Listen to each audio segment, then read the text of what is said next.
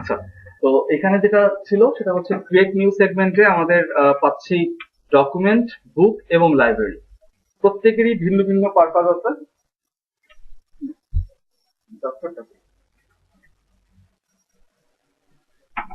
ভিন্ন ভিন্ন পারপাস গুলো আসলে কিরকম সেটা একটু আমরা বুঝে নিই। প্রথমে যেটা আছে ডকুমেন্ট। ডকুমেন্টের কাজ হচ্ছে নতুন একটা ডকুমেন্ট তৈরির জন্য, ইজিলি বোঝা যাচ্ছে। তারপরে হচ্ছে বুক। বুকের কাজ কি হতে পারে? বইয়ের জন্য, তাই না? তারপরে হচ্ছে লাইব্রেরি, তারপরে একটা লাইব্রেরি তৈরি করার জন্য, তাই তো? মানে অসংখ্য বই মিলে একটা লাইব্রেরি তৈরি হয়। ব্যাপারটা তো এরকমই। আসলে ব্যাপারটা তা না, ব্যাপারটা হচ্ছে এরকম, ডকুমেন্ট হচ্ছে প্রত্যেকটা পেজ দিয়ে তৈরি হওয়া একটা ক্ষুদ্র অংশ হতে পারে, বৃহৎ অংশ হতে পারে, যেখানে টেক্সট গুলো থাকবে, তার কন্টেন্ট গুলো থাকবে। বুক হচ্ছে এরকম, 4 জন বা 5 জন মিলে একটা কাজ করছে। ধরেন একটা বইতে 100টা পেজ আছে, বাইরের ডিমান্ড হচ্ছে যে আমার 2 দিনের মধ্যে ডেলিভারি করতে হবে। তাহলে কি আমার পক্ষে একা সম্ভব 2 দিনের ভেতরে 100টা পেজ ডিজাইন করা? Quite impossible. তো সেই ক্ষেত্রে কি করা যায় যে, আচ্ছা ঠিক আছে, আমি প্রথম 10 পেজ করলাম, তুমি বাকি 10 পেজ করো, তারপরে তুমি বাকি 10 পেজ করো। এভাবে করে 10 জন মিলে, একজন করতেছে 1 থেকে 10, তারপরে জন করতেছে 11 থেকে 20, 21 থেকে 30, এভাবে করে করে 10 জন মিলে 100টা পেজ কাজ নিল। এই যে 10 জন মিলে করতেছে, 10 জনের 10টা ডকুমেন্ট তৈরি হচ্ছে। এই 10টা ডকুমেন্ট যখন এক জায়গায় করতে হবে, সেই প্রসেসটা হচ্ছে বুক। এই বুক দিয়ে আমরা বিভিন্ন আলাদা আলাদা ডকুমেন্ট গুলোকে এক জায়গায় করে একটা কমপ্লিট ডকুমেন্ট করতে পারি, যেটাকে আমরা এই ক্ষেত্রে পাচ্ছি বুক হিসাবে। লাইব্রেরি হচ্ছে এরকম, আপনার ডকুমেন্টের ভেতরে টেক্সট, ডকুমেন্টের ভেতরে ইমেজ বা অন্যান্য কোনো লিঙ্ক যেগুলো থাকে ফটোশপ বা ইলাস্ট্রেটর, সেইগুলোকে যদি আপনি সংরক্ষণ করতে চান, সেই সব ক্ষেত্রে লাইব্রেরি। তো আপাতত আমাদের নিচের দুটোর কোনো প্রয়োজন নাই, আমাদের দরকার হচ্ছে ডকুমেন্ট। কাজ শুরু করবোই হচ্ছে ডকুমেন্ট দিয়ে। ডকুমেন্টে যখন ক্লিক করলাম তখন আমাদের সামনে চিরচেনা আর কি সেই সেটিং উইন্ডোটা চলে আসছে, যেটার অনেক কিছুই এই মুহূর্তে আমরা চিনি না। প্রথমত আছে হচ্ছে আমাদের ডকুমেন্টের প্রিসেট। কি থাকে প্রিসেটের ভেতরে? প্রিসেটের ভেতরে থাকে হচ্ছে বিভিন্ন ধরনের সাইজ, তাই না? কাগজের পরিমাপ গুলো থাকে। মজার বিষয় হচ্ছে এখানে প্রিসেট একটাই, ডিফল্ট, এছাড়া আর কিছু নেই। এইখানে যেটা পাবো সেটা হচ্ছে ইন্টেন্ট, আমার উদ্দেশ্য কি। আমার উদ্দেশ্য এখানে যদি হয় প্রিন্ট, তাহলে আমি প্রিন্ট রাখবো। আমার উদ্দেশ্য যদি হয় ওয়েবের জন্য কাজ করা, তাহলে আমি ওয়েবে রাখবো। যেমন ইবুক তৈরি করার প্রয়োজন হয় না, মানে সরি ইবুক বলতেছি, পিডিএফ করার প্রয়োজন হয়, যেগুলো আমরা দিব হচ্ছে মানে ওয়েবসাইট গুলোতে। ওয়েব ভার্সনের জন্য যদি কিছু তৈরি করি, তাহলে সেটা হবে হচ্ছে ইন্টেন্ট ওয়েব। ডিজিটাল পাবলিশিং আর ওয়েবের মধ্যে বেসিক কোনো পার্থক্য কি আপনাদের কাছে মনে হচ্ছে? ডিজিটাল পাবলিশিংটা কি জিনিস? যেগুলো ডিজিটাল ডিভাইসের জন্য পাবলিশ হবে। ওয়েব কি আমরা প্রিন্ট আউট আকারে পাই? ওয়েবও তো একটা ডিজিটাল ভার্সন, তাই না? পার্থক্য আছে। পার্থক্য হচ্ছে ওয়েব যে কোনো ডিভাইসে যে কোনো ভাবে আমি দেখাতে পারি। ডিজিটাল পাবলিশিং হচ্ছে স্পেসিফিক কোন একটা ডিভাইসের জন্য তৈরি করা। যেমন আপনার কাছে এরকম আসতে পারে যে আমার কিন্ডল ফায়ারের জন্য একটা বই বানাবো, সেটা ডিজাইন করতে হবে। তার মানে একদম স্পেসিফিক একটা ইবুক রিডার ডিভাইস, যেটার নাম হচ্ছে কিন্ডল ফায়ার, সেটার জন্য আপনি তৈরি করতে পারেন। আপনার কাছে এরকম চাহিদা হতে পারে যে শুধুমাত্র আইপ্যাডের জন্য এটা স্পেসিফিক ভাবে তৈরি করা হবে, তার মানে আইপ্যাডের একটা প্রয়োজন। ডিজিটাল পাবলিশিং হচ্ছে ডিভাইসকে টার্গেট করে কাজ করা। আমি যদি এখানে ডিজিটাল পাবলিশিংটা সিলেক্ট করি, তাহলে দেখেন পেজ সাইজ এখানে কি হচ্ছে, প্রথমে আছে আইপ্যাড, তারপরে আছে হচ্ছে আইফোন, কিন্ডল ফায়ার অথবা নুক, তারপরে আছে হচ্ছে অ্যান্ড্রয়েড 10 ইঞ্চ ডিভাইস, যেই ফোনগুলো অ্যান্ড্রয়েড অপারেটিং এবং 10 ইঞ্চি তার মানে স্ক্রিন, সেইটার জন্য এই সেকশন প্রিসেটটা আমরা ইউজ করতে পারি। এটাতে কি হয় সুবিধাটা? সুবিধাটা হয় হচ্ছে স্ক্রিন রেজুলেশন গুলো সম্বন্ধে আপনাদের খুব বেশি ধারণা না থাকলেও আপনি ডকুমেন্টটা তৈরি করতে পারতেছেন। যেমন দেখেন এখানে আছে হচ্ছে 1024 বাই 768 আইপ্যাডের জন্য। এটা যখনই আইফোন হয়ে যাচ্ছে তখন কত হয়? 480 বাই 320। এর মানে এই না যে আমি শুধুমাত্র আইফোনের জন্য এটা করতে পারবো। যেসব ডিভাইসের স্ক্রিন রেজুলেশন 480x320 তাদের সবার জন্য এটা কাজ করবে। তো এটা খুব একটা বড় ফ্যাক্ট না, আমি প্রিন্টের জন্য করলাম, প্রিন্টের জন্য করে আমি সেটাকে মানে যে কোনো ডিভাইসে দেখতে পারবো না তা কিন্তু না। ব্যাপারটা হচ্ছে জাস্ট আমাকে পরিমাপ গুলো দিয়ে সে সাহায্য করতেছে। আচ্ছা, তারপরে আছে হচ্ছে নাম্বার অফ পেজেস।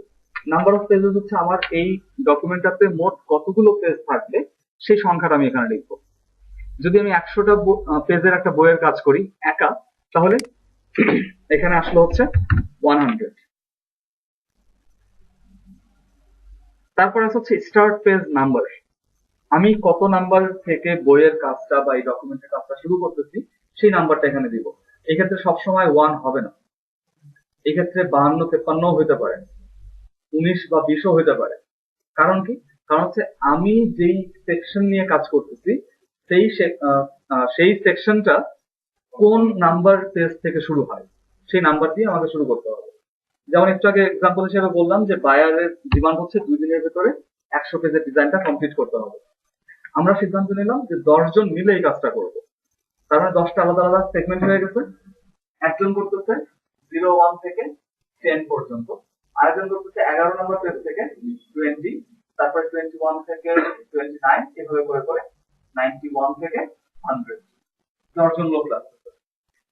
যে ব্যক্তি প্রথম, ধরে নেন আমি করতেছি 1 থেকে 10, তার মানে আমার এখানে পেজ নাম্বার কত হবে? পেজ নাম্বার অফ পেজেস 10 এবং স্টার্ট পেজ নাম্বার হবে 1।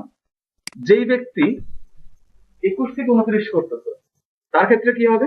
21 থেকে 30,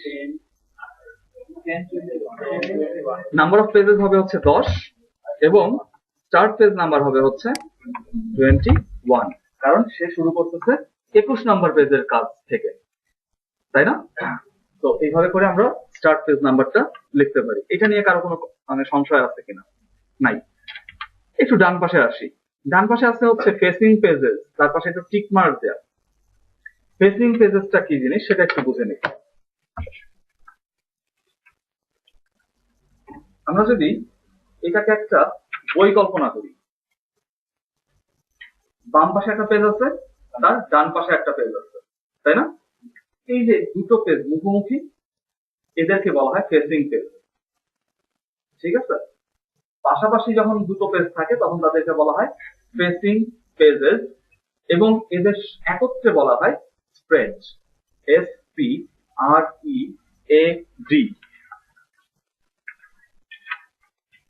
right, spread.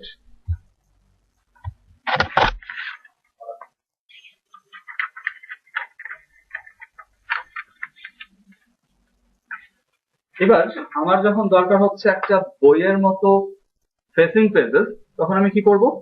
Facing page on রাখবো। যদি ফেসিং পেজেস দরকার না হয় তাহলে এটা অফ করব। তাহলে ফেসিং পেজ না অফ থাকলে কি হবে? ব্যাপারটা হবে হচ্ছে এরকম কাগজগুলো সাইডে স্ট্যাপল করলে কি হয়, একটা একটা করে পেজ থাকে না, এরকম। যদি ফেসিং পেজেস অন থাকে সেক্ষেত্রে ব্যাপারটা হয় হচ্ছে এরকম এরকম, তাই না? ফেসিং পেজ অন থাকলে সেটা হচ্ছে ডানে বামে পেজ থাকবে, ফেসিং পেজ অফ থাকলে সেটা সিঙ্গেল পেজ আকারে আসবে। তো আমরা এটা অন রাখলাম। নিচে প্রাইমারি টেক্সট ফ্রেম, এটা আজকে বুঝবেন না, যে আমি নেক্সট ক্লাসে আপনাদেরকে বুঝাই দেবো এটা কি জিনিস। তারপর আছে হচ্ছে পেজ সাইজ, এটা তো বলার অপেক্ষায় রাখে না, আমরা এখানে মানে বিভিন্ন ধরনের প্রিসেট পাচ্ছি। তারপরে আছে উইথ এবং হাইট, এখানে দেখেন খেয়াল করে যে আমরা শুধুমাত্র একটা ইউনিটই এখানে পাচ্ছি, ইঞ্চ। এখানে কিন্তু ইউনিট চেঞ্জ করার কোনো অপশন নেই, তাই না? ইউনিট যদি আপনাকে চেঞ্জ করতে হয় তাহলে এই উইন্ডোটাকে ক্যান্সেল করতে হবে সবার আগে। একদম ইউনিভার্সালি যদি আপনি ইউনিট চেঞ্জ করতে চান, ওই উইন্ডোটাকে ক্যান্সেল করেন, এটাকেও ক্রস করেন, তারপরে চলে যান এডিট মেনু, প্রেফারেন্সেস এবং ইউনিট অ্যান্ড ইনক্রিমেন্ট, যেটা মানে ইলাস্ট্রেটর বা ফটোশপেও একই রকম। ইউনিটস অ্যান্ড ইনক্রিমেন্টে গেলাম।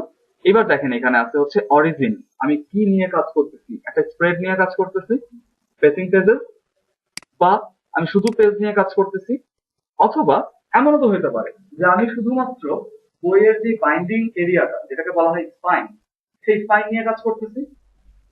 তো আমি এখান থেকে সেটা উল্লেখ করে দিতে পারি যে আমি কোনটা নিয়ে কাজ করব এবং তার হরিজন্টালি কি ইউনিট ব্যবহার হবে। উপরে এবং মানে উপর দিকে একটা হরিজন্টাল রুলার থাকে, ভার্টিক্যাল রুলার থাকে বাম দিকে, তাই না? এরা দুইজন দুইভাবে ইউনিট সেট আপ করতে পারে।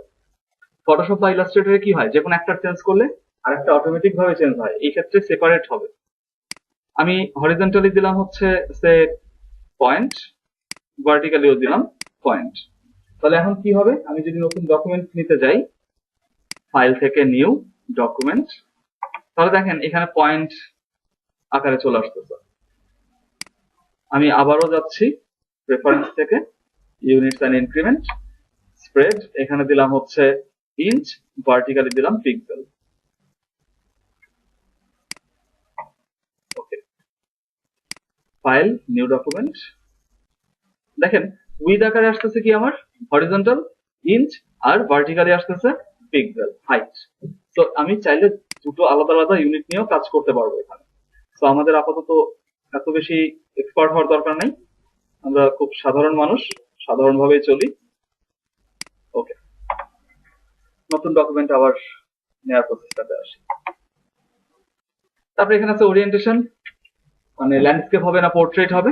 তারপরে কলামস, আমার পুরো ডিজাইনটা যদি প্রিডিফাইন্ড হয় যে পুরো ডিজাইনটা 2টা বা 3টা কলামে হবে, সবগুলো পেজে 2টা বা 3টা কলাম থাকবে, যেমন ধরেন পত্রিকাগুলো প্রিডিফাইন্ড 8টা কলাম, তাই না? তো সেই ক্ষেত্রে আমরা এই ক্ষেত্রেও করতে পারি যদি আমার মানে সংখ্যাটা উল্লেখ থাকে। তবে আমি মনে করি যে আমাদের এই ধরনের কাজের ক্ষেত্রে এই কলামটা 1 থাকাই মানে যথেষ্ট। গাটারের ব্যাপারটা তো আমরা সবাই জানি, গাটার কি জিনিস, কলাম বা রোর যে ডিস্টেন্সটা থাকে সেই ডিস্টেন্সটা গ্যাপ। মার্জিন, একটা ডকুমেন্টের ভেতরে কতটুকু জায়গা ছেড়ে দিয়ে সে লেখা বা মানে অন্যান্য গাইড গুলো করবে, সেটা থাকে হচ্ছে মার্জিন। আমি চাইলে এগুলো সব একসাথে চেঞ্জ করতে পারি। তারপরে ব্লিড, আমরা অলরেডি জানি ব্লিডের কাজটা কি, কাটিং এর সময় ব্লিড অ্যাকচুয়ালি কি, একদম আমি এক্সাক্ট ডেফিনেশনটা চাচ্ছি। এক্সট্রা এরিয়া কি জিনিস সেটা, ডিজাইনে যেটা রাখবোই না সেটা তৈরি করার দরকার কি? আসলে ডিজাইন সেফটির জন্য কাটা না যায় সেজন্য আমরা জি জি, ডিজাইন যেটা কাটা না যায় কোনো ক্ষতিগ্রস্ত না হয় সেফটির জন্য যে জিনিসটা ইউজ করে সেটা সেফটির জন্য ডিজাইন যেন কাটা না যায়, সেফটির জন্য আরেকটু একদম স্পেসিফিক টু দি পয়েন্ট যদি বলেন। হ্যাঁ, যেখানে কাটা পড়বে সেটাই। তারপর আর কিছু, পেছন বেঞ্চ আপুরা, একই একই রকম উত্তর। আচ্ছা, যাক ভালো লাগলো, গণতন্ত্র চলতেছে। আচ্ছা, তো বিষয়টা হচ্ছে এরকম, ব্লিড তৈরি করার উদ্দেশ্যটা কি আমি সেটা জানতে চাইছিলাম। আপনারা বলতেছেন যে ডিজাইন কাটার পরে যেন এটা ডিজাইন কাটার জন্য সেফটি মার্ক এরকম একটা কথা বলতেছিলেন, হ্যাঁ, যেখান থেকে কাটা হবে সেরকম একটা কথা আসছিল। আসলে তা না, স্পেসিফিক পয়েন্ট হচ্ছে এরকম, আমি যখন একটা ডিজাইনকে কাটিং করব তখন সেটা 19-20 হতে পারে। যদি 19 হয় তার মানে ভেতর দিকে আসলে কোনো ক্ষতি নেই। যদি সেটা 20 হয়ে যায় তার মানে একটু বাহির দিকে গেলে কাগজের সাদা অংশটা ডিজাইন মানে আমার মূল কন্টেন্টের ভেতরে চলে আসতে পারে, ডিজাইনটা হ্যাম্পার হবে। এই যে অতিরিক্ত জায়গাটা চলে আসার সম্ভাবনা থাকে, সেই জায়গাটা যেন আমার ডিজাইন কন্টিনিউ করে, ডিজাইনটা যেন কন্টিনিউ করে, তাই এই ব্লিড মার্কটা দেওয়া হয়। ব্লিড মার্ক পর্যন্ত ডিজাইনটাকে এক্সটেন্ড করা হয়। আসল কাজটা হচ্ছে এটাই, ব্লিডের আসল কাজ হচ্ছে একটা অতিরিক্ত জায়গাতে ডিজাইনকে এক্সটেন্ড করা হয়, যেন কাজটা যদি 19-20 হয়ে যায় তাতে ডিজাইনটা কোনোভাবে যদি ক্ষতিগ্রস্ত না হয়, কন্টিনিউ করে। That's why. সো এই ক্ষেত্রেও ব্লিড প্রয়োজন হতে পারে, আমরা ব্লিড মার্ক গুলো দিতে পারি। ইউজুয়ালি ব্লিড মার্ক গুলো হয় হচ্ছে 3 mm থেকে 5 mm, 3 মিলিমিটার থেকে 5 মিলিমিটার, 5 mm।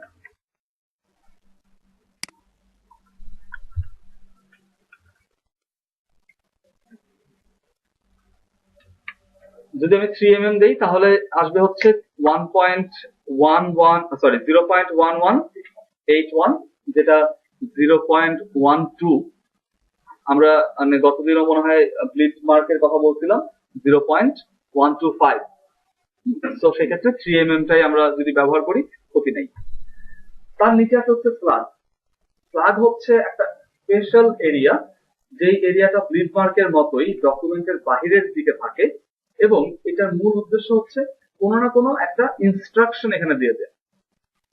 এক্সট্রা কোনো মানে আইটেম এখানে থাকবে যেটা ডিজাইনের সাথে কোনোভাবেই আসবে না, কোনোভাবেই এটা ডিজাইনের ভেতরে আসবে না।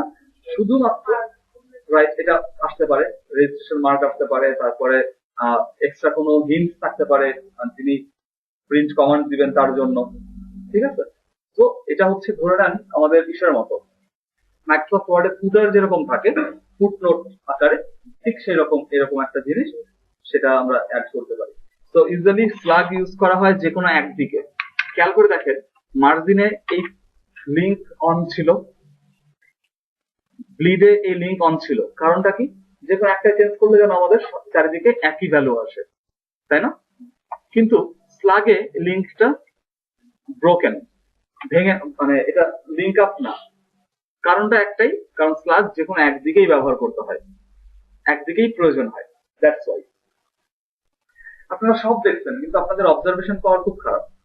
এই জিনিসটা মানে আমার কাছে খুব বেদনাদায়ক আকারে, মানে রাইট বলার পরে আপনাদের চোখে পড়ছে না, ওরিয়েন্টেশন না, বলার পরে বিদ্যাপুর চোখে পড়ছে, সেটা হচ্ছে লেফট রাইট বলে কোনো কথা এখানে নেই।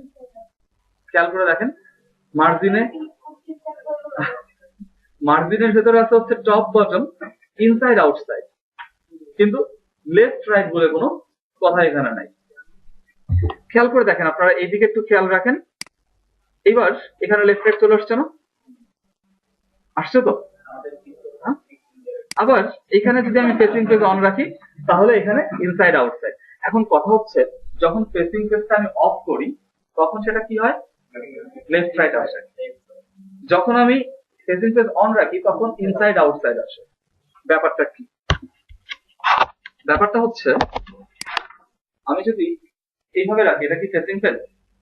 এটা ফেসিং পেজ না, এটা নর্মাল পেজ। তাহলে এইটার মার্জিন দেওয়ার জন্য টপ সাইড লাগবে, বটম সাইড লাগবে, লেফট লাগবে, রাইট লাগবে। খুব স্বাভাবিক। আমি চাচ্ছি যে আমার যেদিকে বাইন্ডিং হবে, মানে ফেসিং পেজ আমি ইউজ করতেছি, এবং যেদিকে বাইন্ডিং হবে সেদিকে একটু বেশি পরিমাণ মার্জিন থাকবে, যেদিকে বাইন্ডিং না মানে বাহিরের দিক সেদিকে কম মার্জিন থাকবে। আমি যদি এইভাবে দিই, বাইন্ডিংটা কোন দিকে? এখানে, তাই না? তাহলে এই পাশে বাম পাশে যে পেজটা আছে তার কোন দিকটা আছে বাইন্ডিং এর দিকে? ডান সাইড। আমি চাচ্ছি ডান দিকে, এই পেজের ডান দিকে থাকবে হচ্ছে 1.5 ইঞ্চি পরিমাণ মার্জিন। এই পেজেও যেদিকে বাইন্ডিং সেদিকে 1.5 ইঞ্চি দরকার। তো সেই ক্ষেত্রে এটা কি রাইট সাইডের ভ্যালু দিলে আসবে? এটা লেফট সাইডের ভ্যালু দিতে হবে। কিন্তু আমরা কি ওখানে স্পেসিফিক ভাবে বলতে পারি যে বাম পাশের পেজের জন্য রাইট সাইডের ভ্যালু হচ্ছে এটা, ডান পাশের পেজের জন্য বাম লেফট মার্জিন ভ্যালু হচ্ছে এটা? বলা যায় না। তার চাইতে বরং এটা যদি হয়, এইটা হচ্ছে ফেসিং পেজ, এইটা আউটসাইড, এটা এটার আউটসাইড, এটা ইনসাইড এই পেজের জন্য, এটা ইনসাইড এই পেজের জন্য। তাহলে আমি যদি ইনসাইড ভ্যালু দেই 1.5, বাম পাশের পেজে কি হচ্ছে? এটা ডান দিকে 1.5 অ্যাক্টিভ হবে, আর ডান পাশের পেজের বাম দিকে 1.5 অ্যাক্টিভ হবে, কারণ সেটা হচ্ছে ইনসাইড। বোঝা গেছে? এখন প্রশ্ন আসতে পারে আমার এত কিছুর দরকার কি, আমি সব দিকে 1 ইঞ্চি করে দিলাম, ক্ষতি কি? 1 ইঞ্চি একটা বড় জায়গা, তাই না? ঠিক আছে, কিন্তু বাইন্ডিং যখন হবে ধরে নেন 50 বা 100 পেজের একটা বই, তখন যে দিকটা বাইন্ডিং হয় সেদিকে কিছু মানে ঘাটতি দেখা দিবে না? আমাদের অভিজ্ঞতাও নিশ্চয়ই আছে এরকম, একদম টেনে ছিঁচড়ে বইগুলোর ভেতর থেকে লেখা বের করা, কারণ সেগুলো সেলাইয়ের ভেতরে চলে গেছে। এইরকম বাজে অভিজ্ঞতা যেন না হয় সেই জন্য ওই দিকে যদি আমি একটু বেশি জায়গা রাখতাম, ক্ষতি ছিল? মোটেও ক্ষতি ছিল না। তো ওই বেশি জায়গাটা রাখার জন্য আমাকে কি করতে হবে? ওই সাইডটাতে মার্জিনটা বেশি দিতে হবে। মার্জিনটা যখন বেশি দিব তখন আমাকে অবশ্যই ইনসাইড বা আউটসাইড হিসাবে যদি দেই তাহলে ফ্লেক্সিবল হবে। সেই কারণে এখানে ফেসিং পেজ অন থাকলে ইনসাইড চলে আসে আর আউটসাইড চলে আসে। ক্লিয়ার? ওকে। আরেকটা জিনিস বলি, ব্লিডের ক্ষেত্রে ব্লিড হচ্ছে ডিজাইনটাকে যেন কন্টিনিউ করা যায় কাটার পরে। ধরে নেন এটা হচ্ছে কমপ্লিট একটা শীট, ঠিক আছে? এটা এটা বেশি পাচ্ছি, এটা কমপ্লিট একটা শীট, এটা প্রিন্টারের ভিতরে এদিক দিয়ে যাচ্ছে, গেল যাওয়ার পরে এই পাশে একটা পেজ, এই পাশে একটা পেজ প্রিন্ট হলো, ভাঁজ হবে, তাই না? ভাঁজ হওয়ার পরে অতিরিক্ত অংশগুলো কাটতে হবে। অতিরিক্ত অংশগুলো আছে এইদিকে আর এইদিকে আর আছে এইদিকে, তাই না? তাহলে এটা যদি খুলি আমরা, তাহলে কি পাচ্ছি? ব্লিড পাচ্ছি টপে, ব্লিড পাচ্ছি বটমে, ব্লিড পাচ্ছি লেফটে এবং ব্লিড পাচ্ছি রাইটে। এই ক্ষেত্রে কিন্তু মাঝখানে আর কোনো ধরনের ব্লিড মার্ক থাকবে না। বোঝা গেছে? ব্লিড সবসময় যাবে হচ্ছে মূল ডকুমেন্টের স্প্রেডের চারিদিক দিয়ে। যদি কোনো কারণে মনে হয় যে মাঝখান দিয়ে আমার ব্লিড কোথায়, সেই ক্ষেত্রে কিন্তু এটা বোকামি হয়ে যাবে, কারণ মাঝখানে তো কোনো কিছু কাটবে না। যেখানে কাটা হবে না সেখানে ব্লিডের কোনো প্রশ্নই আসে না। এখানে যদিও বা ইনসাইড আউটসাইড আসতেছে, তো এটা নিয়ে আপনারা খুব বেশি ওরিড হবেন না, কারণ এখানে একটাই ভ্যালু থাকে, সেটা হচ্ছে আউটসাইড। স্প্রেডের ক্ষেত্রে সবসময় আউটসাইড ভ্যালুটাই কিন্তু মানে অ্যাপ্লিকেবল, ইনসাইড ভ্যালু বলে কোনো কিছু অ্যাপ্লিকেবল না। তো আমি স্লাগটা দেই হচ্ছে এখানে ধরেন 6 mm।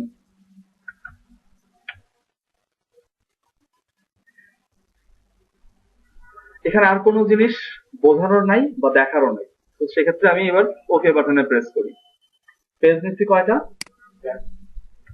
10 করে দেই, ওকে করি। দেখেন এখানে আমার যেই এটা আসছে, আমি স্লাগ, ব্লিড, মার্জিন, ডকুমেন্ট সবই নিচ্ছি, তাই না? ডকুমেন্টটাকে ইন্ডিকেট করে হচ্ছে এই কালো রঙের বাউন্ডারি দিয়ে, ঠিক আছে? ভেতরের যে মেজেন্টা কালারের বাউন্ডারি সেটা হচ্ছে আমার মার্জিন, বাহিরের দিকে যে লাল রঙের বাউন্ডারি সেটা হচ্ছে ব্লিড, আর নিচের দিকে দেখেন একটু এই জায়গাটাতে নীল রঙের একটা বাউন্ডারি আছে না, এটা হচ্ছে স্লাগ। হ্যাঁ, এটা হচ্ছে এই যে বললাম স্পেশাল কোনো ইনস্ট্রাকশন থাকতে পারে বা রেজিস্ট্রেশন মার্কের মতো কোনো ইনফরমেশন থাকতে পারে এখানে, যেগুলো কাটিং এ অবশ্যই বের হয়ে যাবে। দেখেন এটা আমরা যতটুকু নিচ্ছি সেটা ব্লিডটাকে অতিক্রম করতেছে এবং ডকুমেন্টের বাইরে থাকতেছে। স্লাগ অ্যাকচুয়ালি আমার কাছে মনে হয় যে খুব বেশি গুরুত্বপূর্ণ কিছু না।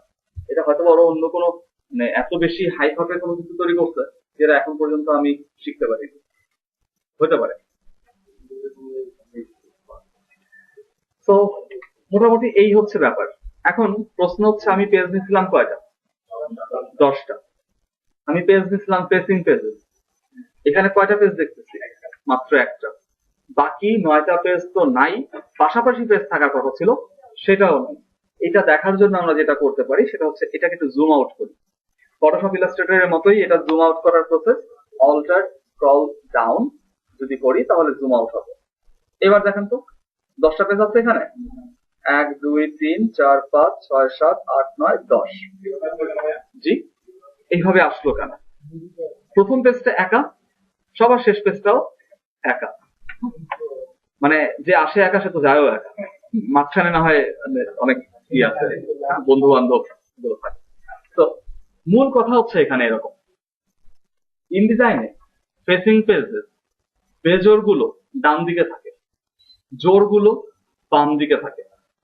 1 নম্বর পেজ ডানে যে পেজটা শুরু হয় সেটাকে বলা হয় এফসি, ফ্রন্ট কভার, এফসি। যে পেজটা শেষ হয় একদম লাস্টে সেটাকে বলা হয় BC, back cover.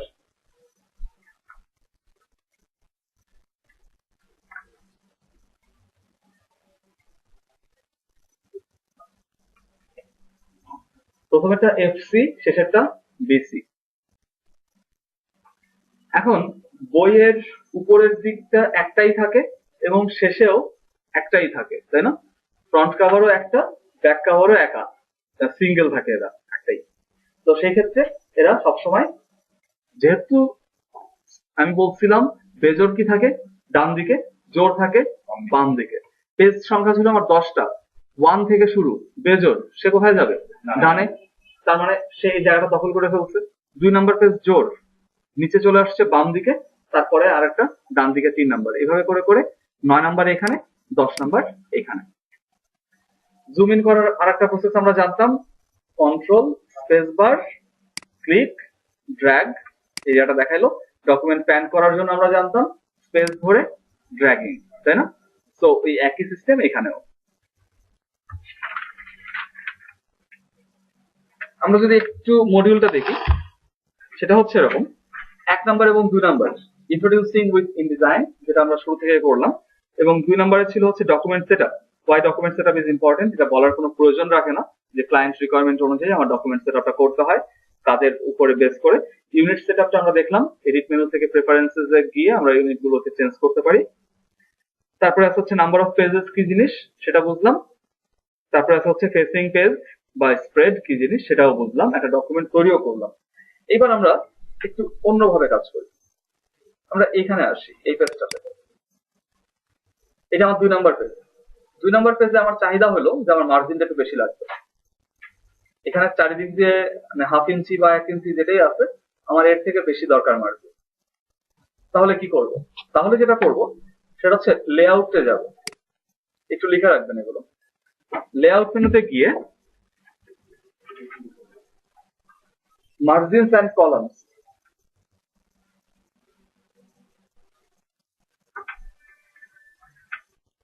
Margins and columns এ ক্লিক করলাম। ক্লিক করার পর আমার এরকম একটা উইন্ডো চলে আসলো, যেখানে গিয়ে আমি এখন যদি কোনো মানে কিছু লিখি, হ্যাঁ ধরেন এখানে 1 ইঞ্চ করে দেই এবং এটাকে চেইন করি, তাহলে আমার এই যে এই স্প্রেডটা পুরোটাই হয়ে গেছে হচ্ছে 1 ইঞ্চ মার্জিন। তো আমার চাহিদা ছিল কি জাস্ট এই পেজটাতে, তাই না? সেই ক্ষেত্রে কি করবো, এটাকে ক্যান্সেল করি। সেই ক্ষেত্রে যাবো হচ্ছে উইন্ডো মেনুর পেজেস,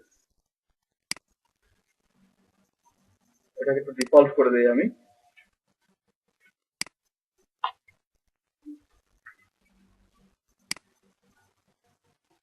উইন্ডো মেনুর পেজে গিয়ে দেখেন, খেয়াল করে এখানে 1 নাম্বারটা সাদা, 2, 3 এরা দুজনে নীল। আমি শুধুমাত্র একটাকে যদি সিলেক্ট করি মানে ডাবল ক্লিক করি, তাহলে শুধুমাত্র একটা সিলেক্ট হচ্ছে, তাই না? এইবার আমি যাই হচ্ছে লেআউট, মার্জিন এন্ড কলামস, তারপরে এখানে 1। এবার চেঞ্জ হচ্ছে কয়টাতে? জাস্ট একটাতে। তার মানে আমি যেটা চেঞ্জ করব সেটাকে কি হতে হবে, সিলেক্ট থাকতে হবে শুধুমাত্র সেটাকেই।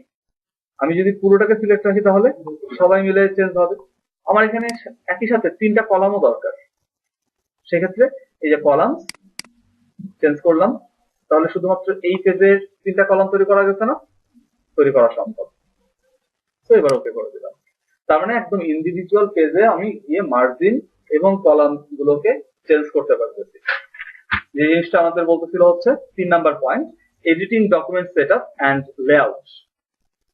Editing document setup and layout, margin column. হ্যাঁ, রেড কালারটা ব্লিচ, একদম ডকুমেন্টের বাইরে দিয়ে গেছে, থ্রেডের চারিদিক দিয়ে।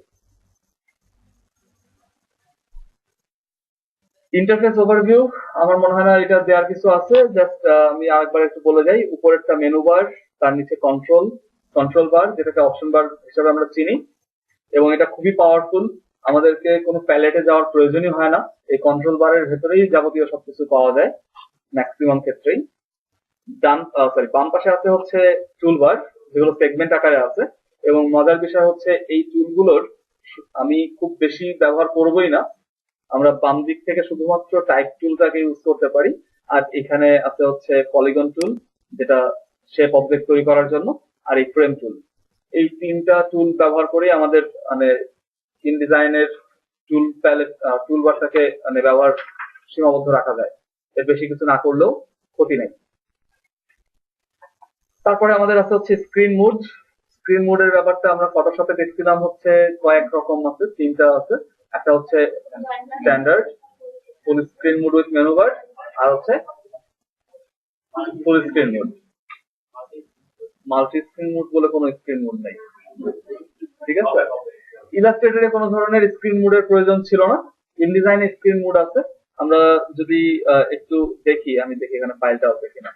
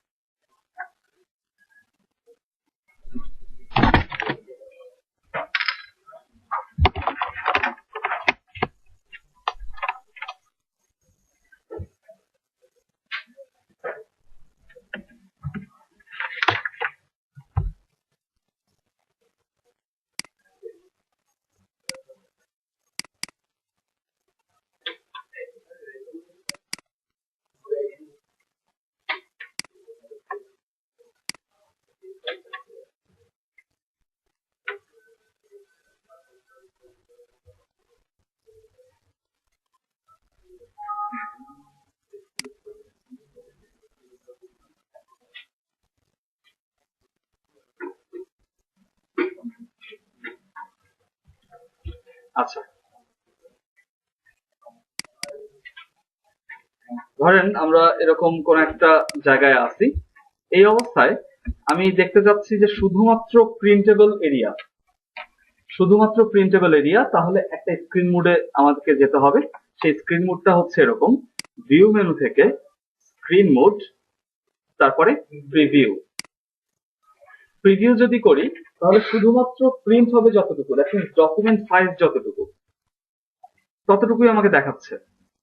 কোনো মার্জিন গাইডলাইন দেখাচ্ছে না, কোনো গ্রিড দেখাচ্ছে না, কোনো ধরনের মানে স্লাগ দেখাচ্ছে না। এটা হচ্ছে ভিউ মেনু থেকে স্ক্রিন মোড, প্রিভিউতে আছে।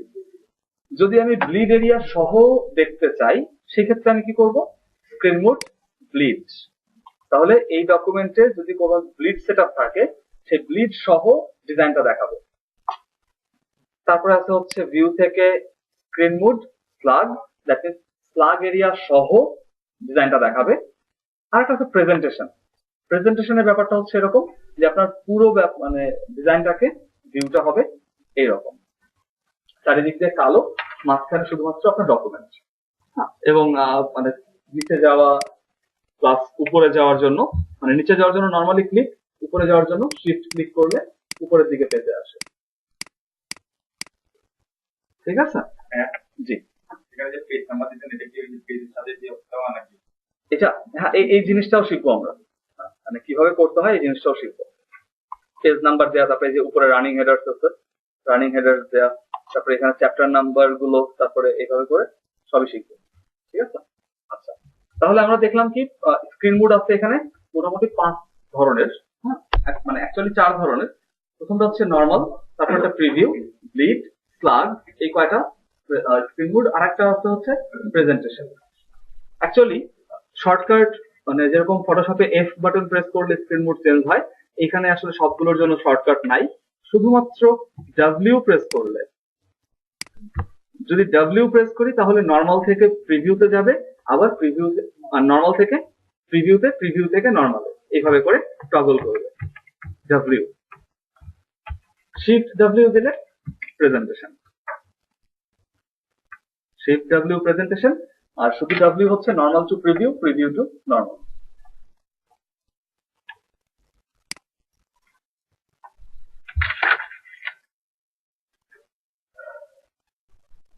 Zoom in, zoom out, document pan, toolbar, এগুলো আমার মনে হয় যে আপনাদের কমপ্লিট। মানে টুলবার যেহেতু আমি আর কিছু দেখাবো না, তো সেক্ষেত্রে এটার প্রয়োজন নেই। Creating objects and applying colour জরুরি বিষয়, কারণ আমার ডিজাইনের ভেতরে অবজেক্ট থাকতেই পারে, আমার ডিজাইনের ভেতরে কালার লাগবেই। তো সেগুলো কিভাবে করব সেটা একটু দেখে আসি। প্রথমত যে জিনিসটা দরকার সেটা হচ্ছে অবজেক্ট তৈরি করতে হবে, তাই না? অবজেক্ট তৈরির জন্য আমরা ইউজ করব হচ্ছে এইখানে বেশ কয়েকটা টুল আছে, লাইন টুল আছে, পেন টুল আছে, তারপরে রেক্ট্যাঙ্গেল আছে, এগুলোকে আমরা ব্যবহার করতে পারি। তো আপনি যদি মনে করেন পেন টুল ইউজ করবেন, নর্মালি ফটোশপ ইলাস্ট্রেটরের মতোই পেন টুল এখানেও কাজ করে। এটার কোনো রং দেয়া নাই, আমরা দেখতে পারতেছি ফিল কালার নান, আমরা সেটাকে একটু করে দিলেই এটা ফিল কালার চলে আসতেছে, তাই না? এরকমও হতে পারে। আবার আনডু করার জন্য ওই ইলাস্ট্রেটরের মতোই কন্ট্রোল জেড, আর রিডুর জন্য শিফট কন্ট্রোল জেড। আবার এখান থেকেও আমরা সেই অবজেক্ট গুলো তৈরি করতে পারি। কালারটা দিয়ে দিলাম। ফিল কালারটা চেঞ্জ করার জন্য এখানে ডাবল ক্লিক করতে পারি, কালারটা আসলো, ক্লিক করলাম, চেঞ্জ হয়ে গেল। ইলাস্ট্রেটরের মতোই ফিল এবং স্ট্রোক। কিন্তু এখানে কালারটা এইভাবে না দিয়ে আমি যদি ভিন্নভাবে দিতে চাই ইলাস্ট্রেটরের মতো, তাহলে সেটা হবে হচ্ছে এরকম। উইন্ডো থেকে আমাদের কালার, কালার থেকে আবার কালার, মানে কালার নামে একটা সাব মেনু করছে, সেটার ভেতরে আবার কালার, সোয়াচ, গ্রেডিয়েন্ট সবাইকে নিয়ে আসছে। কালার মেনুতে গেলাম, সিএমওয়াই কে এখান থেকে আমরা চেঞ্জ করলাম। একদম ইলাস্ট্রেটরের মতোই না? কোনো চেঞ্জ আছে? কোনো চেঞ্জ নাই। এটাকে যদি আমার দরকার হয় একটু কমপ্লেক্স শেপ, কমপ্লেক্স বাদ দিই, একদম ইজি একটা শেপ, স্টার, একটা স্টার যদি দরকার হয় তাহলে কিন্তু এখান থেকে তৈরি করা সম্ভব না। আপনাদের মনে হতে পারে যে এখানে পলিগন টুল আছে, পলিগন টুলটা নিলাম, নিয়ে ড্র্যাগ করলাম, তারপরে আপ অ্যারো দিলে তার সংখ্যা বাড়বে কিন্তু তার কোনো বাহু বাড়বে না এখানে। ঠিক আছে? তো সেই সব ক্ষেত্রে আমরা কি করব? সেই সব ক্ষেত্রে আমাদের সবচেয়ে ভালো বন্ধু ইলাস্ট্রেটর, তার শরণাপন্ন হইতে হবে। আমরা নতুন একটা ডকুমেন্ট নেই,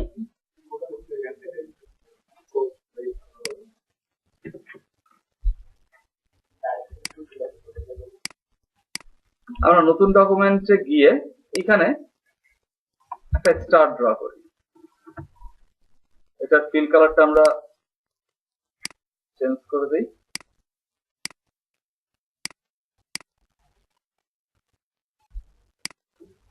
আচ্ছা, এইবার এই অবজেক্টটাকে আমি জাস্ট সিলেক্ট করে কন্ট্রোল সি, ইনডিজাইনে গিয়ে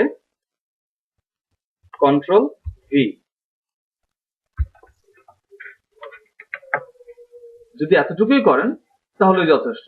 আপনার ইনডিজাইনে ইলাস্ট্রেটরের সেই আইটেমটা চলে আসবে।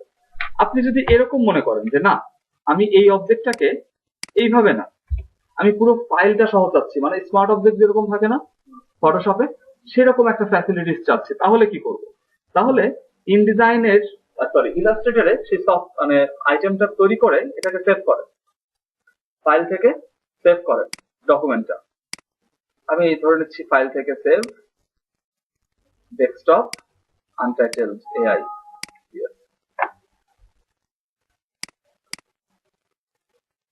এবার আমি চাচ্ছি সেটা এইখানে আসবে। কি করব? ফাইল মেনুতে যাব, প্লেস কমান্ডে যাব, যেটা হচ্ছে কন্ট্রোল ডি। কন্ট্রোল ডি দিয়ে ইলাস্ট্রেটর হয়তো রিপিট, আর এই ক্ষেত্রে প্লেস। আমি গেলাম ডেস্কটপে, আনটাইটেলড 1 এআই, ওপেন।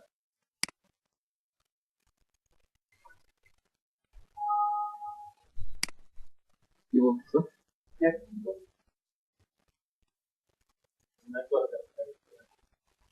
ডেস্কটপে তো আছে।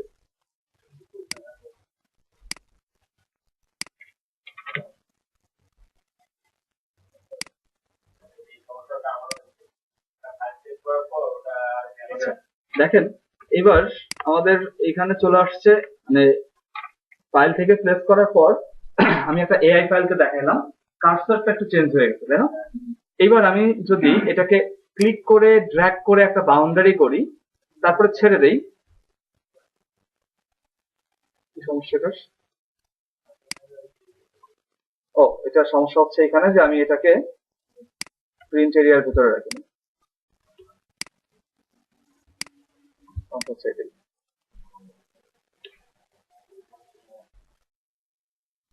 এখানে জাস্ট সেভ করি, কন্ট্রোল এস। ঠিক আছে?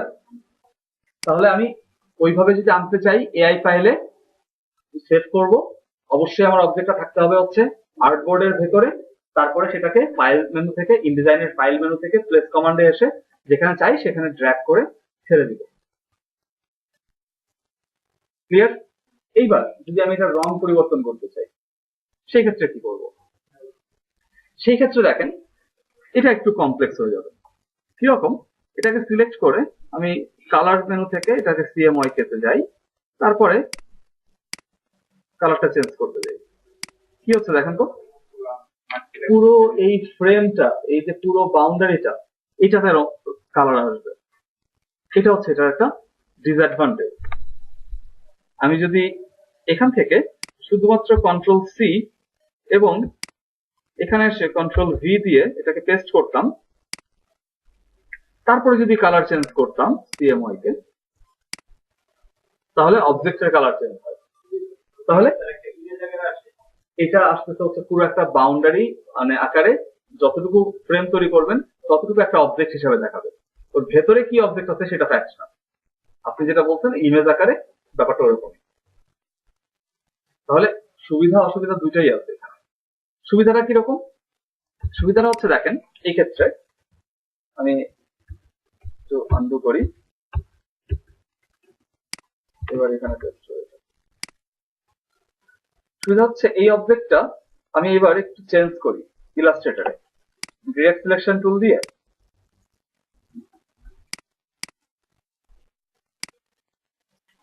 জাস্ট এরকম করলাম। তারপরে ইলাস্ট্রেটর ফাইলটাকে সেভ করি, কন্ট্রোল এস, সেভ হয়ে গেছে। ইনডিজাইনে আসি, ইনডিজাইনে দেখেন এইখানে একটা এক্সক্লামেটরি সিম্বল দিচ্ছে, যেটার উপরে জাস্ট একটু ক্লিক করলেই এটা আপডেট হয়ে যাবে। মানে আপনি ওখানে যা করছেন সেটা এখানে আপডেট হয়ে যাচ্ছে ওই ফাইলটা। কারণ এটা একটা পজিটিভ দিক। এটা এরকম হতে পারতো না যে আপনি ফটোশপে কোনো একটা ইমেজকে এডিট করছেন, ইমেজকে এডিট করার পর সেই ফটোশপ ফাইলটাকে নিয়ে আসছেন ইনডিজাইনে। এবার আপনি ইনডিজাইন আনার পর দেখলেন যে এখানে আরেকটু এডিটের দরকার আছে, আপনি আবার ফটোশপ ফাইলে ফিরে গেলেন, সেখানে আরেকটু এডিট করলেন, তারপরে আবার সেভ করলেন, এখানে এসে আপডেট করে দিলেন। ব্যাপারটা হচ্ছে পুরো ফাইলটা নিয়ে আসার সুবিধা হচ্ছে এইখানে। আর শুধুমাত্র যদি অবজেক্ট দরকার হয় তাহলে কি করব? Control C, control V. এখানে আরেকটা জিনিস দেখেন খেয়াল করে, আরেকটা জিনিসের মধ্যে হচ্ছে এরকম যে আমার এই অবজেক্টটা ইলাস্ট্রেটরে কতটা নিখুঁত আকারে আছে, তাই না? কিন্তু এইখানে এসে কেমন জিগজ্যাগ লাইন দেখাচ্ছে। এটা আসলে ফাটেনি বা কিচ্ছু হয়নি। এটা হচ্ছে কি যে আপনার ইনডিজাইন তো অনেক বড় ডকুমেন্ট নিয়ে কাজ করে, 1000 2000 ফাইল নিয়ে কাজ করে, তাই না? তো সেই ক্ষেত্রে আপনাকে সবসময় মানে সফটওয়্যারটা চাইবে যে লাইট ওয়েট থাকবে, যেন সে খুব দ্রুত কাজ করতে পারে। সেই জন্য সে আউটপুট গুলো দেয় লো রেজুলেশনে, মানে তার ইমেজ গুলোকে লো কোয়ালিটিতে দেখায়। এটাকে আমি চাইলে হাই কোয়ালিটিতেও দেখতে পারি। কিভাবে? যাব হচ্ছে view, display performance, high quality display.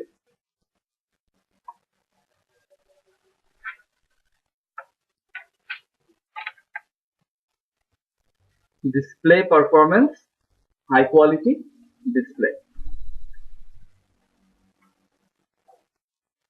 Control alt H. এইবার আমরা যদি এটাকে ক্লিক করি তাহলে কি হয় দেখি আমরা একটু খেয়াল করে।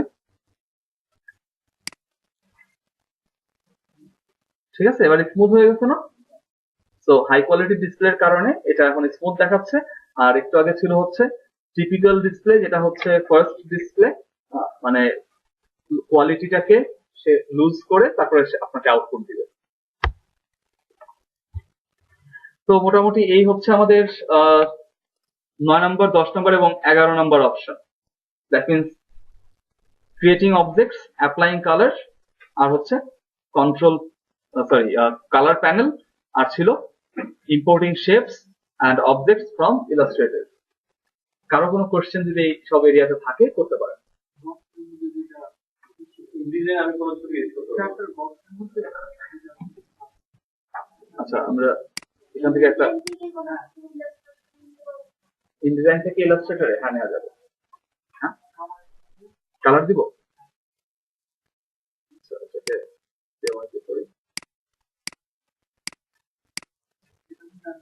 এটার মধ্যে আসেনি, যখন আমরা ইলাস্ট্রেটর থেকে নিয়ে আসছিলাম কি হলো। আচ্ছা, ইলাস্ট্রেটর ফাইলটা প্লেস করি আবার।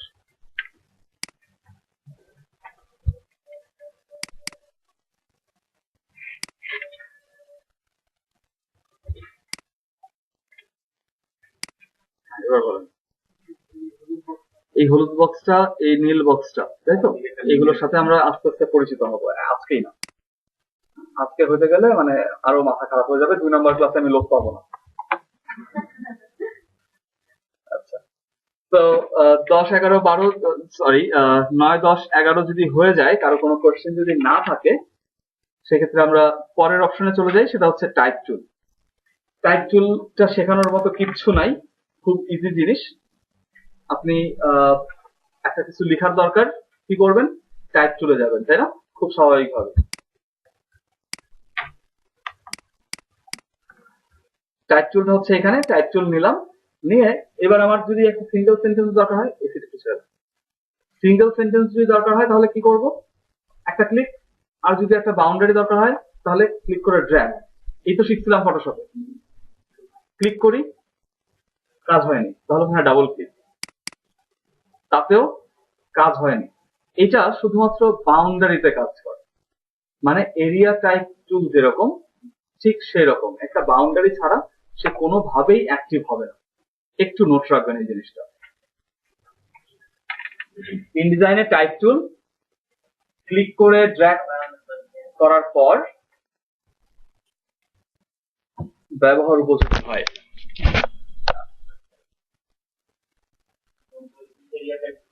রাইট।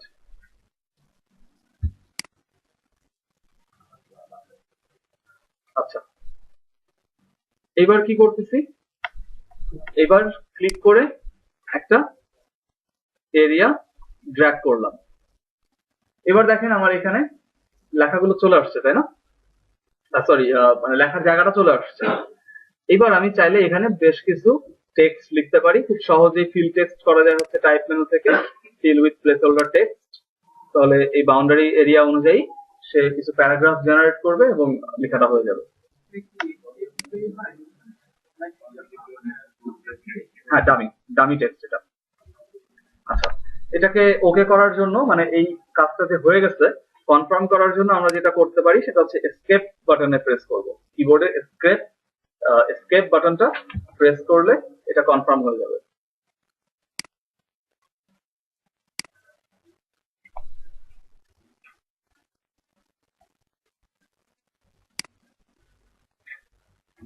সো এবার যদি আমার এই টেক্সট গুলোকে এডিট করার প্রয়োজন হয়, কোনো কারণে যদি এদেরকে মডিফাই করার প্রয়োজন হয়, তাহলে আমরা কি করব? এটাকে সিলেক্ট করে দেখেন কন্ট্রোল প্যানেলে আমি যদি টাইপ টুলটা সিলেক্ট রাখি, খেয়াল করে দেখেন এই ফ্রেমটা সিলেক্ট করলাম, এটাকে বলা হয় টেক্সট ফ্রেম। টেক্সট ফ্রেমটাকে সিলেক্ট রেখে টাইপ টুলে যদি যাই, তাহলে টাইপ টুল অপশন বারে খেয়াল করে দেখেন ফন্টের নামগুলো দেখাচ্ছে, দ্যাট ইজ কোন ফন্ট এখানে ইউজ হয়েছে, কোন স্টাইলটা ব্যবহার হয়েছে। আমি চাইলে এগুলো চেঞ্জ করতে পারবো না, আমি চাচ্ছি যে এটা হবে হচ্ছে ইম্প্যাক্ট। ইম্প্যাক্ট ফন্টে চলে গেছে সবাই। যদি স্পেসিফিক কোন একটা লাইন চাইতাম তাহলে কি করতে হতো? ওইটুকু সিলেক্ট করতে হতো, এটা বোঝানোর আর কিছু নাই। তারপরে আছে হচ্ছে স্টাইল কি হবে, ওই ফন্টের যে স্টাইল সেই স্টাইলটা আমরা সিলেক্ট করলাম।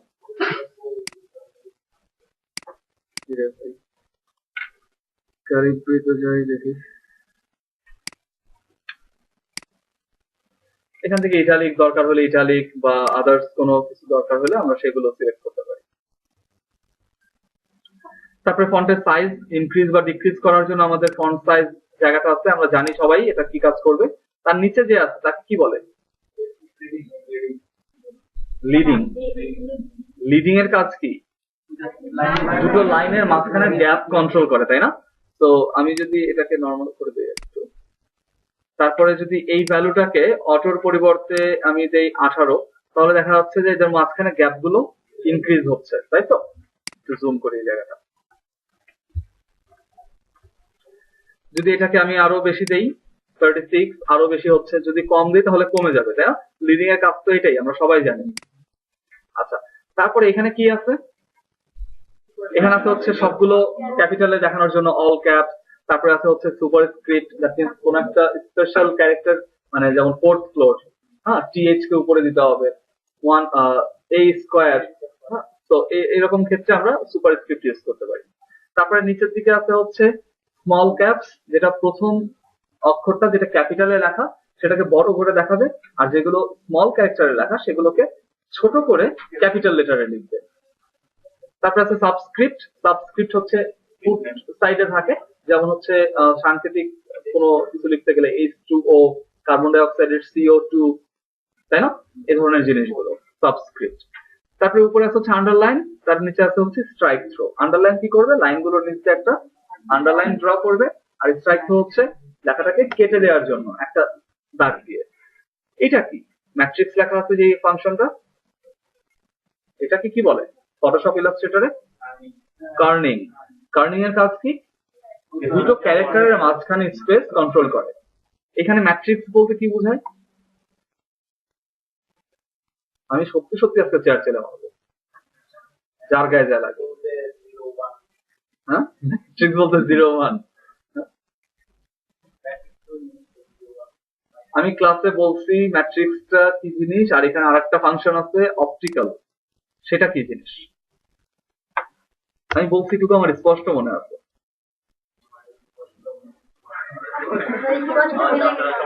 আপনারা স্পষ্ট ভুলে গেছেন, ভেরি গুড। তো ম্যাট্রিক্সটা হচ্ছে ফন্টের সাথে আসা ডিফল্ট কার্নিং ভ্যালু। মনে পড়ছে এবার? হ্যাঁ, আপনারা জানেন। তাহলে এবার বলেন অপটিক্যালটা কি জিনিস? হ্যাঁ, পরিবর্তিত ভ্যালু না। এটা হচ্ছে মানে ফন্ট গুলোর যদি কার্নিং এ প্রবলেম থাকে, প্রত্যেকটা জায়গায় গিয়ে সমাধান করাটা সময় সাপেক্ষ এবং দুরূহ কাজ। সেই জন্য সফটওয়্যারের উপরে আমরা এই কাজটা ছেড়ে দিতে পারি। আমরা পুরো টেক্সট ফ্রেমটাকে সিলেক্ট করে এটাকে অপটিক্যাল যদি করে দেই, তাহলে যেখানে যেখানে সফটওয়্যারের কাছে মনে হবে কার্নিং প্রবলেম আছে, সেখানে সে অটোমেটিক ভাবে কার্নিংটাকে অ্যাডজাস্ট করবে। তবে এটা 100% কিওর হয় না, আপনাকেও কিছু কাজ করতে হবে। জি না, ম্যাট্রিক্সে রাখবো না, এটাকে আমরা অপটিক্যালেই নিয়ে যাব। যদি আমার কাছে মনে হয় হিউজ টেক্সট আছে, হ্যাঁ, এখানে কার্নিং প্রবলেম আছে, সেক্ষেত্রে আমরা অপটিক্যাল দিয়ে দেবো। অপটিক্যাল দিয়ে তারপর একটু চেক করবো, যেখানে বেশি প্রবলেম সেখানে মানে ম্যানুয়ালি এটা সেট করবো কার্নিংটা। এটা এটা ইনডিজাইন ল্যাঙ্গুয়েজ। হ্যাঁ, এটা আপনি চাইলে যে কোনো মুহূর্তে চেঞ্জও করতে পারেন। এটা হচ্ছে ডিফল্ট ডামি টেক্সট। না, ইংলিশ না, এটা ল্যাটিন মেবি। আচ্ছা, যেই ভাষাই হোক, আমাদের ভাষা পড়ার দরকার নেই, আমাদের দরকার হচ্ছে লেখা, সে যেই ভাষাতেই হোক। আচ্ছা, তারপরে নিচে আছে হচ্ছে কি, এটা ট্র্যাকিং। ট্র্যাকিং এর কাজ কি? সিলেক্টেড সকল ক্যারেক্টারের মাঝখানে গ্যাপটাকে কন্ট্রোল করা, তাই না? পজিটিভ ভ্যালুতে ইনক্রিজ হয়, গ্যাপ গুলো বাড়ে, নেগেটিভ ভ্যালুতে তারা ক্লোজ হয়, কমে আসে। তো আমরা সবকিছুই ক্যারেক্টার প্যালেটে যা পাই সবকিছুই কি এখানে পাচ্ছি না? দেখেন তো খেয়াল করে, ফটোশপ ইলাস্ট্রেটর ক্যারেক্টার প্যালেটে যা ছিল সবই কি এখানে আছে না?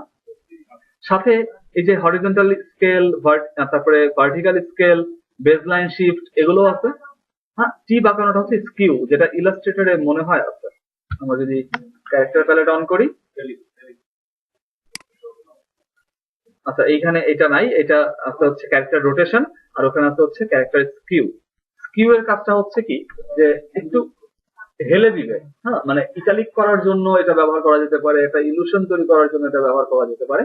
যেমন দেখেন, আমি যদি এইবার স্পেসিফিক্যালি এই ওয়ার্ডটাকে সিলেক্ট করি এবং স্কিউ ভ্যালুটা দেই 20, তাহলে এটা কেমন হেলে গেছে না? তাই তো? তো একটা ইটালিক ফ্লেভার এখানে পাওয়া যাচ্ছে। আবার যদি আমি এটাকে নেগেটিভলি 20 করি, তাহলে সে উল্টা দিকে হেলে যাচ্ছে। তার মানে আমি চাইলে যে কোনো ভাবে আর কি এটাকে কন্ট্রোল করতে পারি, একটা এক্সট্রা ফ্লেভার নিয়ে আসা যায় স্কিউ এর মাধ্যমে। তারপর এখানে আছে হচ্ছে আমাদের কালার। এবার আসি সেইখানে, আমার দরকার এই অবজেক্টটার চারিদিকে, সরি ব্যাকগ্রাউন্ডে একটা হালকা রং, বা ব্যাকগ্রাউন্ডটা পরে আসি। আমি চাচ্ছি এই টেক্সটের কালার হবে হচ্ছে লাল বা নীল বা সবুজ বা অন্য কোনো রং। সেক্ষেত্রে কি করব? সেক্ষেত্রে আমরা স্বাভাবিকভাবে এই কালার প্যালেটে যাব, তাই না? উইন্ডো থেকে কালার, তারপরে আবার কালার। সেখান থেকে গিয়ে আমি যদি কালার দিতে যাই, খেয়াল করে দেখেন কালারটা বক্সে যাচ্ছে, যেটা একটু আগে আমাদের একটা অভিজ্ঞতা হয়েছে ইলাস্ট্রেটর থেকে ফাইলটাকে প্লেস করার পর সেই অভিজ্ঞতা হয়েছে যে সে কালার দিচ্ছে কোথায়, ফ্রেমের ভেতরে। তো আমার চাহিদা ছিল শুধুমাত্র টেক্সটের ভেতরে। তো সেই ক্ষেত্রে আমাকে যেটা করতে হবে, একটু খেয়াল করে দেখেন, এইখানে বা এইখানে একটা আছে অবজেক্ট আর একটা আছে হচ্ছে টেক্সট। যদি আমি টেক্সটের কালার চেঞ্জ করতে চাই তাহলে এই বাটনটাতে প্রেস করে তারপরে টেক্সটের কালার চেঞ্জ করতে পারি। টেক্সটের কালার চেঞ্জ কেন হয়েছে? কারণ আমি formatting text, formatting effects text এই অপশনটাকে অন রাখছি। তাহলে একটু নোট ডাউন করে রাখেন, সেটা হচ্ছে টেক্সটের কালার চেঞ্জ করার জন্য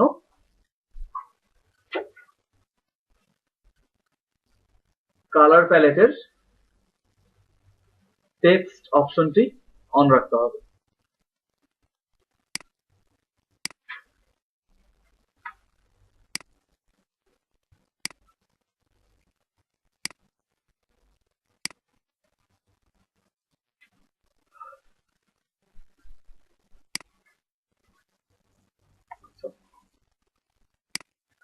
তাহলে রং অ্যাপ্লাই করার ব্যাপারটা বোঝা গেছে। বোল্ড ইটালিক করার ব্যাপারটা তো খুব সিম্পল, সেটা আর বলতেছি না। তো এইখানে আমাদের একটু খেয়াল করে দেখেন যে একদম বাউন্ডারি ঘেঁষে লেখাটা আছে না ফ্রেমটার, আমার দরকার হচ্ছে একটু মার্জিন। না, আমি তো দুটোতেই রং দিচ্ছি, আমি ফন্টের কালারও চেঞ্জ করছি, আবার ব্যাকগ্রাউন্ডের কালারও চেঞ্জ করতে পারছি। মানে আমরা যদি ইলাস্ট্রেটরের কথা একটু স্মরণ করে দেখি, ইলাস্ট্রেটরে আমরা একটা এখানে যদি কিছু লিখতে চাইতাম এটার ভেতরে, তাহলে কি করতে হতো আগে? আমি যদি ধরি এরকম, আমরা টাইপ টুল দিয়ে যদি এখানে ক্লিক করতাম তাহলে ওই ফিল কালারটা চলে যেত, তাই না? সেই জন্য আমরা এটা রেমেডি হিসাবে কি করছিলাম, এটাকে কপি করে এর উপরে পেস্ট করতাম, তারপরে এখানে টাইপ টুল দিয়ে কোনো কিছু লিখতাম, তাই তো? আমি এটাকে কপি করে নিয়ে আসি।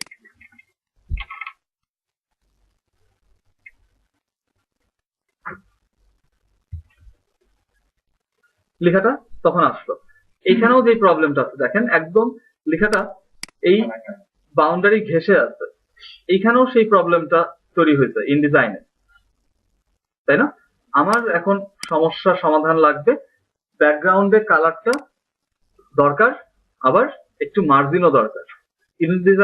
ইলাস্ট্রেটরে কি করতাম আমরা, অবজেক্টটাকে অফসেট পাস করতাম, অবজেক্টের থেকে ছোট আকৃতির ছোট সাইজের সেম শেপে আরেকটা অবজেক্ট তৈরি করার জন্য। ইনডিজাইনে এটা করতে হবে না, ইনডিজাইনে আপনাকে নতুন করে আরেকটা অবজেক্ট তৈরি করতে হবে না। আপনি যেটা করবেন সেটা হচ্ছে ফ্রেমটাকে সিলেক্ট করেন, তারপর চলে যান অবজেক্ট মেনু, তারপরে টেক্সট ফ্রেম অপশনস নামে এখানে একটা অপশন আছে, টেক্সট ফ্রেম অপশনস,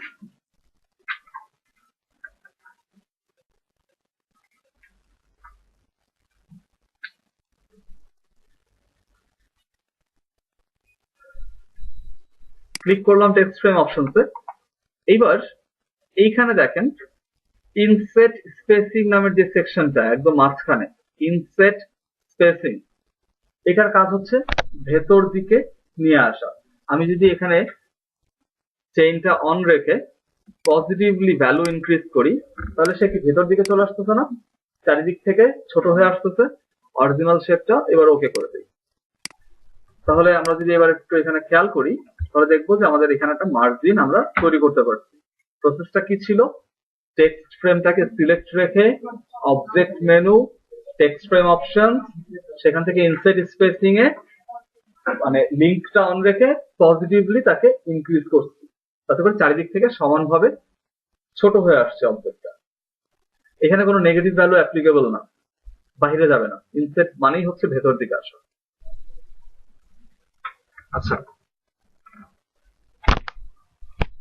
এইবার আমরা একটু কল্পনা করি যে আমার কোনো একটা বই তৈরি করার দরকার, সেই বইটা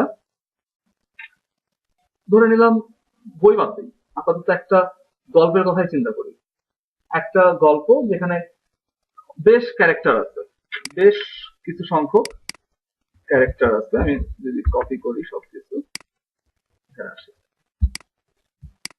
এই পেজটা থেকে শুরু হবে।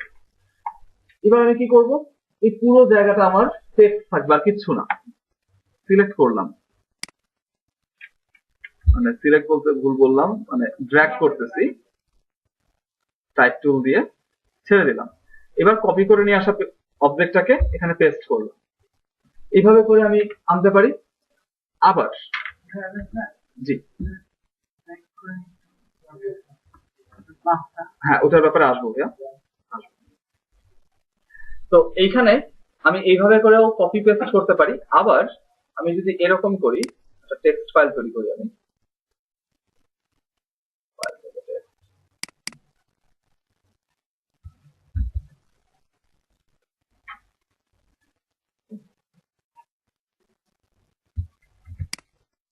ধরে নেন যে আপনার যেই টেক্সট গুলো লিখতে হবে তাদেরকে এরকম কোন একটা টেক্সট ফাইলে আপনার কাছে পাঠানো হয়েছে, সেটা ওয়ার্ড ফাইল হতে পারে, সেটা এরকম টেক্সট ফাইল হতে পারে, সেই ফাইলটাতে পাঠানো হয়েছে। তখন আপনি কি করবেন? তখন আপনি যেটা করবেন সেটা হচ্ছে এরকম, টেক্সট ফ্রেমটা তৈরি করলেন। টেক্সট ফ্রেমটা সিলেক্ট থাকা অবস্থায় ফাইল মেনু থেকে প্লেস, তারপরে সেই ফাইলটাকে দেখা দেন যে ফাইলটাতে টেক্সটটা আছে। জাস্ট ফাইলটাকে আপনি এখানে দেখাই দিলেই, হ্যাঁ যেই ইচ্ছাতেই থাকুক, টেক্সট থাকুক, সেটাই হচ্ছে আসল কথা। টেক্সটটা যেখানে থাকুক, ওয়ার্ড প্যাডে থাকুক, নোটপ্যাডে থাকুক, ডকুমেন্টে থাকুক, যেখানে থাকুক, টেক্সট ফাইলটাকে আমি ইম্পোর্ট করলাম। জি এক্সেল, এক্সেল আসবে, এক্সেল এর আসবে হচ্ছে সিএসভি ফরম্যাট, সিএসভি ফরম্যাট আসবে এখানে, কমা সেপারেটেড ভার্সন যেটা সিএসভি, সেই ফরম্যাটটা এখানে ইউজ করা হয় এবং ওটা খুব বেশি প্রয়োজন হয় টিকিট বা সিরিয়াল নাম্বার যেখানে আছে সেসব ক্ষেত্রে সিএসভি ফরম্যাটটা। তবে এক্সেল ফাইলটা আমি কখনো ট্রাই করে দেখিনি, এক্সেল এর ফরম্যাট যেটা, সেটা একবার ট্রাই করে দেখা যেতে পারে। হ্যাঁ ওটা মানে দেখা যেতে পারে। আচ্ছা, তাহলে আমরা যেটা দেখলাম সেটা হচ্ছে এরকম যে একটা টেক্সট ফাইলকে আমরা কিভাবে ডকুমেন্টের ভেতরে ইম্পোর্ট করতে পারি। ইম্পোর্টিং এর ব্যাপারটা কিরকম ছিল? ফ্রেম তৈরি করলাম, ফ্রেমটা সিলেক্ট থাকা অবস্থায় ফাইল মেনু থেকে প্লেস, প্লেসের পরে সেই ডকুমেন্টটাকে দেখা দিলাম, টেক্সট ফাইলটাকে দেখা দিলাম, তারপরে ওকে চলে আসছে, তাই না?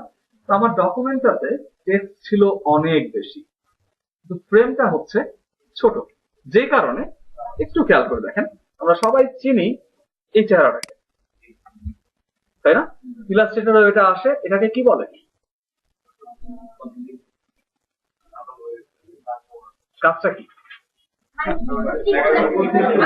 মানে এইটা যে ইন্ডিকেট করে এইটার বাহিরেও আরো অনেক কিছু লেখা আছে যেটা এখানে দেখানো সম্ভব হচ্ছে না, তাই তো? আর একটা অবজেক্ট নিতে হবে। আচ্ছা ভেরি গুড, তাহলে সেটার উপায়টা কি হবে, কিভাবে নিব? জি টাইপ টুল দিয়ে ড্র্যাগ না, টাইপ টুল দিয়ে ড্র্যাগ না, সিলেকশন টুল। এই যে সিলেকশন টুল থাকা অবস্থায়, ইলাস্ট্রেটরের লেকচারটাই বলতেছি, সিলেকশন টুলে থাকা অবস্থায় এই প্লাসের উপরে একটা প্রেস করলে, মাউস ক্লিক করলে কার্সারের সাথে বাকি টেক্সট গুলো ম্যাগনেট আকারে লেগে যায়। তারপর আমার যেখানে দরকার সেখানে গিয়ে যদি ফ্রেম থাকে বা একটা অবজেক্ট থাকে সেখানে ক্লিক করব, না থাকলে ক্লিক করে ড্র্যাগ করবো, তাই না?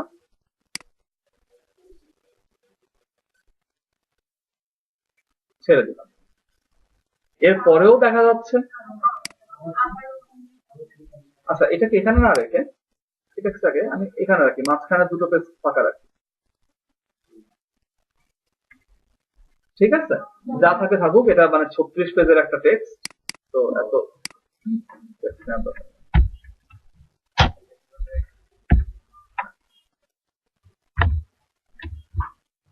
হইলো তো?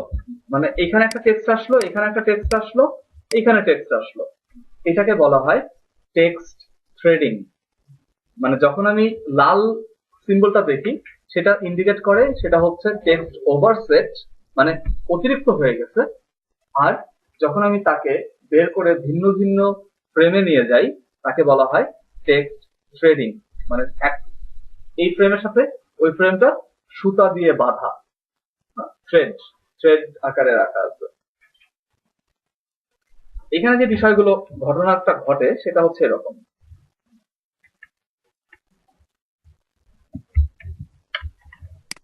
খেয়াল করে দেখেন প্রত্যেকটা ফ্রেমের উপর দিকে একটা ছোট স্কোয়ার বক্স আছে, নিচের দিকে আর একটা ছোট স্কোয়ার বক্স আছে। এটাও যদি খেয়াল করি তাও দেখবো উপরের দিকে একটা বাম পাশে স্কোয়ার বক্স, নিচের দিকে আর একটা স্কোয়ার বক্স। উপরের বাম পাশে যে স্কোয়ার বক্সটা সেটাকে বলা হয় ইন পোর্ট, INPORT।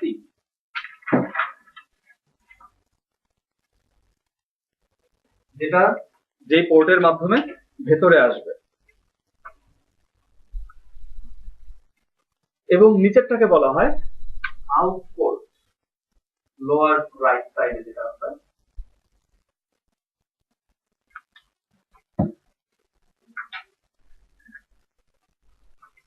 আউটপোর্ট। এখন এই ওভারসেট ভ্যালুটা দেখেন, যে ইন্ডিকেশনটা সেটা দিচ্ছে কোথায়? আউটপোর্টে। দ্যাট মিনস এইখানে অতিরিক্ত কিছু আছে, সে বের হওয়ার জন্য আপনাকে ইনফরমেশনটা দিচ্ছে যে এখানে অতিরিক্ত জিনিসগুলো আছে। কি করব? আউটপোর্টে একটা ক্লিক করব। আউটপোর্টে ক্লিক করার পর আমরা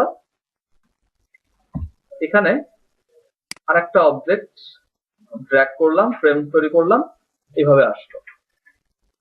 তারপরে আমি যদি মনে করি এরকম, দেখেন এখানে একটা শেপ তৈরি করলাম আমি। এবার আমি চাচ্ছি এইটা বাকি টেক্সট গুলো এটার ভেতরে আসবে। তাহলে কি করব?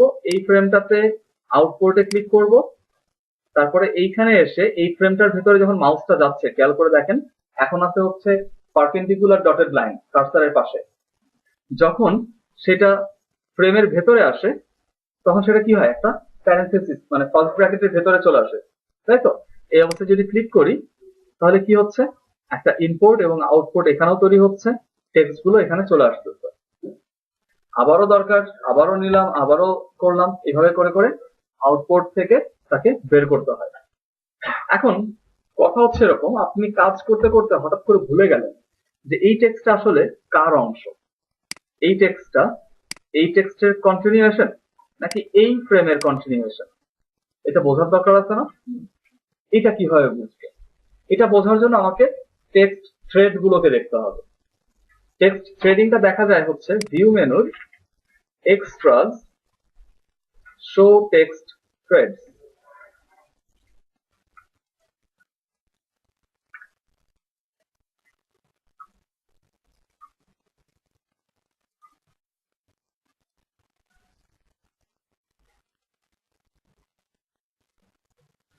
ভিউ মেনুর এক্সট্রাস, সেখান থেকে শো টেক্সট থ্রেডস, এটা যদি অন করি তাহলে দেখেন এই ফ্রেমটা কোথা থেকে কোথায় আসছে সেগুলো সব দেখাচ্ছে না?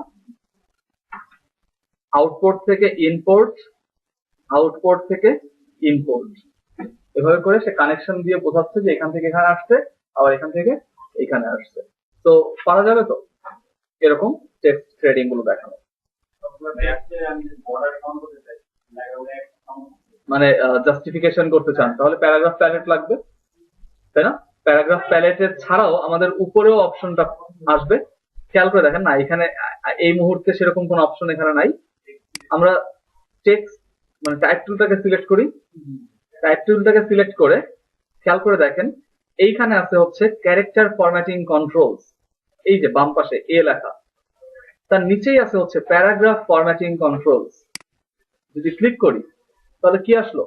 প্যারাগ্রাফ প্যালেটের যাবতীয় বিষয় আশয় এখানে চলে আসলো। এবার যদি আমি এখান থেকে কোনো কিছু সিলেক্ট করি, সিলেক্ট করে মানে অ্যাক্টিভ থাকতে হবে, তারপরে যদি আমি এদেরকে জাস্টিফাই করি, ঠিক আছে, justify last left, justify last line aligned centre, justified all lines, তাহলে সবাই এভাবে করে অ্যালাইনমেন্টে চলে যাবে। জাস্টিফাইড অ্যালাইনমেন্ট, এটা এই যে টাইপ টুল থেকে ক্যারেক্টার প্যারাগ্রাফ ফরম্যাটিং, এটা যদি সমস্যা হয় আপনি প্যালেটে চলে যান, উইন্ডো মেনুর type and tables, character palette আছে এখানে, প্যারাগ্রাফ প্যালেট আছে এখানে। কন্ট্রোল টি দিয়ে ক্যারেক্টার প্যালেট, প্যারাগ্রাফ প্যালেট হচ্ছে কন্ট্রোল অল্টার টি। প্যারাগ্রাফ প্যালেটের এমন কিছু নাই যেটা আমরা দেখিনি।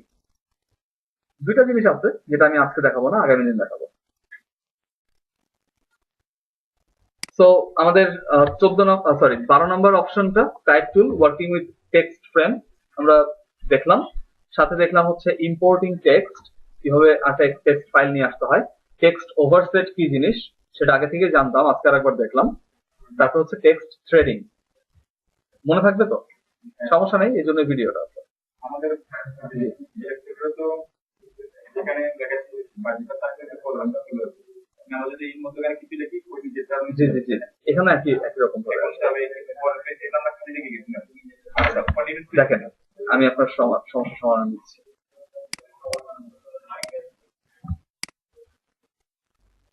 এটাকে আমি 2 পেজ গ্যাপ রেখে নিয়ে আসলাম, ঠিক আছে। এবার আমি এখানে লিখি হচ্ছে যে we are from GB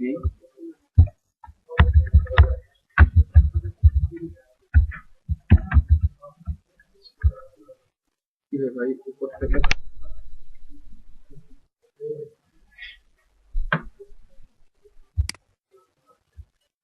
আমি একটা এন্টার দিই, এন্টার দিলে কোথায় আসছে এখন তো লেখাটা, পরের অংশ কোথায় ছিল, 2 পেজ পরে। আসলে সে পেজ হিসাব করে নাই, সেই হিসাব করছে হচ্ছে এই ফ্রেম থেকে সে পরবর্তীতে কোন ফ্রেমে যাবে, সেটা 2 পেজ কেন, সেটা 200 ফ্রেম আর 200 পেজ পরেও যদি হয় তাতেও কোনো সমস্যা নেই।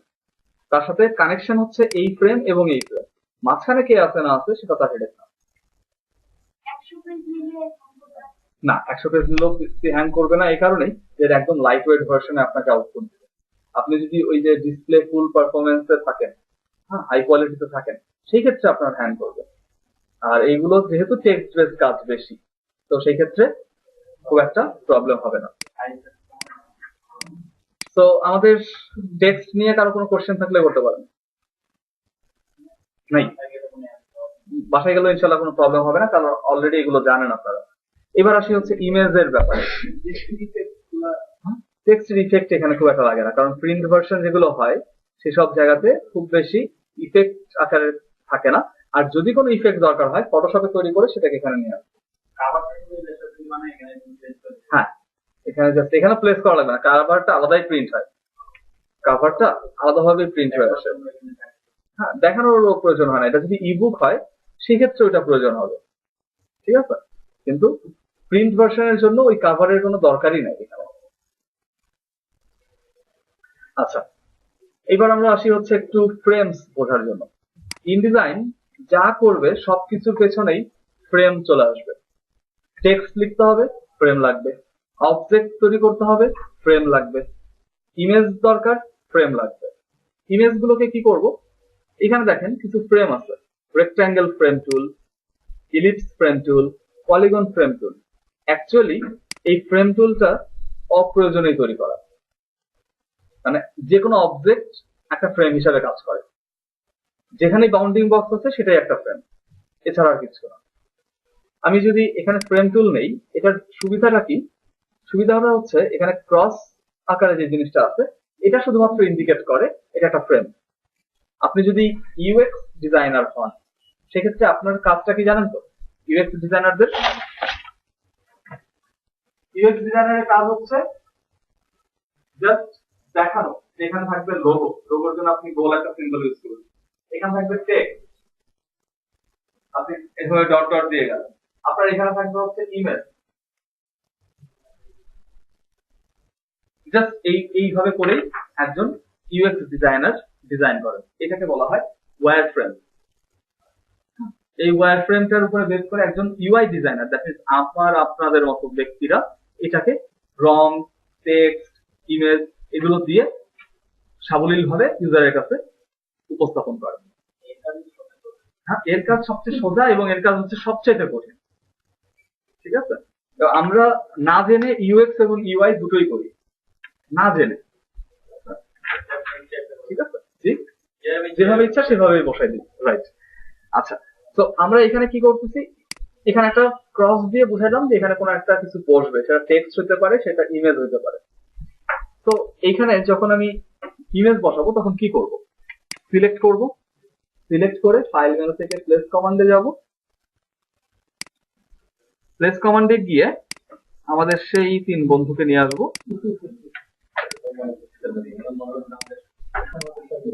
হ্যাঁ, চলে আসলো সেই ফ্রেমের ভেতরে। কিন্তু খেয়াল করে দেখেন ছবিটার কিন্তু পুরো অংশটা এখানে দেখা যাচ্ছে, কারণ হচ্ছে ছবিটা আসবে তার ফুল রেজুলেশনে, ছবিটা আসবে তার পুরো ডাইমেনশনে। ফ্রেমটা যতটুকু, ছবির যতটুকু দেখা যাওয়ার কথা ততটুকুই দেখা যাবে, এক্স্যাক্টলি ক্লিপিং মানে অটোমেটিক এখানে মাস্কিং হয়ে যাচ্ছে। তাহলে এবার যদি আমি ছবিটাকে দেখতে চাই বা বড় ছোট করতে চাই তাহলে কি করব, তাহলে এই যে বাউন্ডারিটা আছে স্বাভাবিকভাবে এটা ধরে ড্র্যাগ করব, তাই তো? কিন্তু যদি ড্র্যাগ করি তাহলে দেখেন খেয়াল করে ছবিটা বড় বা ছোট হচ্ছে না, বড় বা ছোট হচ্ছে ফ্রেম। ছবিটা কি বড় বা ছোট হচ্ছে? আমার ফ্রেমটা ছোট বড় হচ্ছে। আমার দরকার ছবিটাকে ছোট করা বা ছবিটাকে মুভ করা, সেক্ষেত্রে কি করব, মাউসটা খেয়াল করে দেখেন যখন আমি ইমেজ এই ফ্রেমের ভিতরে নিয়ে আসি তখন এখানে একটা ডিস্ক চলে আসতেছে, এটার উপরে যখন মানে আমি মাউসটা নেই আবার তখন এটা হ্যান্ড টুলে কনভার্ট হয়। হ্যান্ড টুলে কনভার্ট হওয়া অবস্থায় আপনি ক্লিক করে যদি ড্র্যাগ করেন বা ক্লিক করে ছেড়ে দেন তাহলে সেটা ইমেজটাকে সিলেক্ট রাখবে। এবার যদি আপনি ছোট বা বড় করেন অল্টার শিফট ধরে, তাহলে ছোট বা বড় হবে হচ্ছে ইমেজ, ফ্রেমটা না। তার মানে নর্মালি আমরা যদি ড্র্যাগ করি তাহলে সেটা ফ্রেমটাকে ছোট বড় করবে, আর ইমেজটাকে ছোট বড় করতে চাইলে কার্সর নিয়ে হ্যান্ড টুল আসার পর ক্লিক করে ইমেজটাকে সিলেক্ট করে তারপরে আমরা সেটাকে মুভ বা ছোট বড় করতে পারবো, তাই তো? ওকে, আপনি অবজেক্ট ফ্রেম না নিলেও কোনো সমস্যা নেই, আমি সেই ব্যাপারটাও দেখাবো। তবে আপনি যদি মনে করেন আগে ফ্রেমটা নিয়ে নিতে পারেন। হ্যাঁ, যে কোনো অবজেক্ট, আমি যদি ওই এটাকে নিয়ে আসি আবার স্টারটা মনে হয় খেয়াল করছি।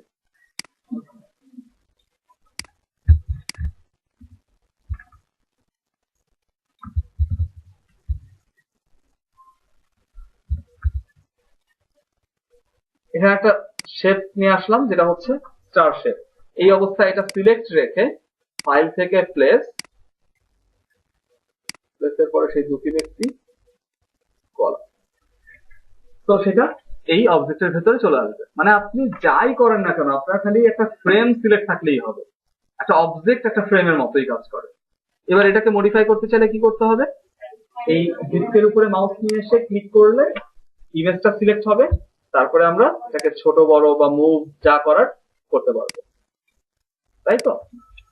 এখন প্রশ্ন হচ্ছে এরকম, দেখেন খেয়াল করে আমাদের এই ছবিটাতে এটা কিন্তু খুব বেশি পারফেক্ট সেটআপ ছিল না। আমি যদি ধরে নেই আমার ফ্রেমটা লাগবে হচ্ছে এরকম, বাট ছবিটা দেখা যাচ্ছে এই দিক দিয়ে কেটে গেছে। আমি যাতে পুরো ছবিটাই দেখা যাবে ফ্রেমটা যেরকম আছে ঠিক সেই আকৃতিতেই, তাহলে এটাকে ফিট করতে হয়, যেটাকে বলা হয় fitting.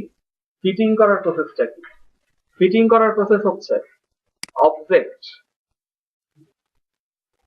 Fitting fill frame proportionally, ফ্রেমের যেই রেশিও সেই রেশিও অনুযায়ী ভেতরের ছবিটা ছোট বা বড় হয়ে ফ্রেমটাকে ফিট করবে। Fill frame proportionally, control alt shift C. ছবি এই ক্ষেত্রে লম্বা চ্যাপ্টা এগুলো হয়ে যেতে পারে, এটা হবে হচ্ছে ফ্রেমের যে রেশিও আছে সেই রেশিও অনুযায়ী সে ফিল হবে। এবার আমরা ফিল ফ্রেম প্রপোর্শনালি করলে কি হলো, এটা এরকম হলো। আচ্ছা, এটাকে আমি যদি ফ্রেমটাকে আরো বড় করি, এইবার যদি আমি রাইট বাটন ক্লিক করে ফিটিং এ যাই, মানে ফিটিং এ যাওয়ার আর একটা প্রসেস, রাইট বাটন ক্লিক অবজেক্টের উপরে, তারপরে ফিটিং ফিল ফ্রেম প্রপোর্শনালি, তাতে করে কি করতেছে সে এটাকে লম্বাটে করে ফেলছে। কিন্তু শুধু তাই না, দেখেন এটাকে সাইডের দিকেও সে কিন্তু জায়গা রাখছে, এমন না যে সে মানে অবিবেচক ভাবে আর কি উপস্থাপন করতেছে। সে প্রপোর্শনালি বড় বা ছোট করবে, তবে যতটা ভালো রেখে সম্ভব। হ্যাঁ, এটা সে নিজ দায়িত্ব করবে। রাইট। এছাড়া আরেকটা অপশন আছে, খেয়াল করে দেখেন, রাইট বাটন ক্লিক করে আমি অবজেক্টটা সিলেক্ট করে রাইট বাটন ক্লিক করি, ফিটিং। এখানে দেখেন আসতে হচ্ছে ফিট কন্টেন্ট প্রপোর্শনালি। তাহলে কি হবে, কন্টেন্টের প্রপোর্শন ঠিক রেখে সে ফ্রেমটাকে ফিট করবে। সেটা উপর দিকে ফাঁকা থাকুক, নিচের দিকে ফাঁকা থাকুক, হেডেক না। ডানে বা বামে ফাঁকা থাকুক, হেডেক না। তার নিজস্ব কন্টেন্ট যেই প্রপোর্শন সেটাকে মেনটেন করে সে ছোট বা বড় হবে। এইবার আমি যদি আরো ফিটিং অপশনস গুলো দেখি, fit frame to content. That means এখন দেখেন কন্টেন্টটা ফ্রেমের থেকে ছোট আছে না? এই অবস্থায় আমি যদি এটাকে ফিট ফ্রেম টু কন্টেন্ট দেই, ফ্রেমটা ছোট হয়ে চলে আসতেছে, কন্টেন্টের সাথে অ্যাডজাস্ট হচ্ছে।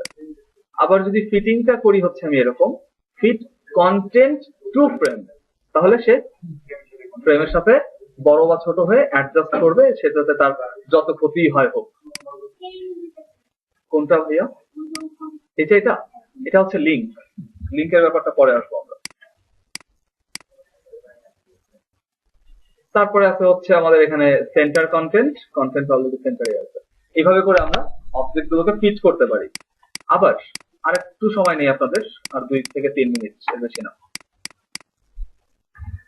আমাদের একসাথে 5-6টা ছবি নিয়ে আসা দরকার। কি করব, ফাইল মেনু থেকে প্লেস, তারপরে যে কটা ছবি লাগবে তাদেরকে আমরা সিলেক্ট করি। সমস্যা, কিন্তু বর্তমানে মনে হয় এটা করা যায় সিসি ভার্সন। ইনডিজাইনের যে ফিচারটা সেটা ওখানে ইনক্লুড করা হচ্ছে। আমরা একসাথে অনেকগুলো সিলেক্ট করলাম, সিলেক্ট করে ওপেন বাটনে গেলাম। যাওয়ার পরে দেখেন এখানে মাউসের সাথে ছবিটা অ্যাড হয়ে আছে এবং ব্র্যাকেটে লেখা আছে 5। তার মানে আমি 5টা ছবি এখানে নিয়ে আসছি। আমার এই ছবিটা এই মুহূর্তে এখানে প্লেস করতে পারবো, কিন্তু এই ছবিটা আমার এইখানে দরকার না, আমার পরে দরকার। সেক্ষেত্রে আমি আপ অ্যারো বা ডাউন অ্যারো দিয়ে আমি চেঞ্জ করতে পারি, অল্টার করতে পারি অ্যারো বাটন গুলো দিয়ে। আমার এটা দরকার, তাহলে কি করলাম, ক্লিক করে ড্র্যাগ করলাম। ড্র্যাগ করলে কি হবে, ছবির যে রেশিও সেই রেশিও অনুযায়ী সে বড় বা ছোট হবে। এবার ছেড়ে দিলাম, তাহলে একটা ছবি প্লেস হলো। এবার এটাও দরকার না, এটা দরকার।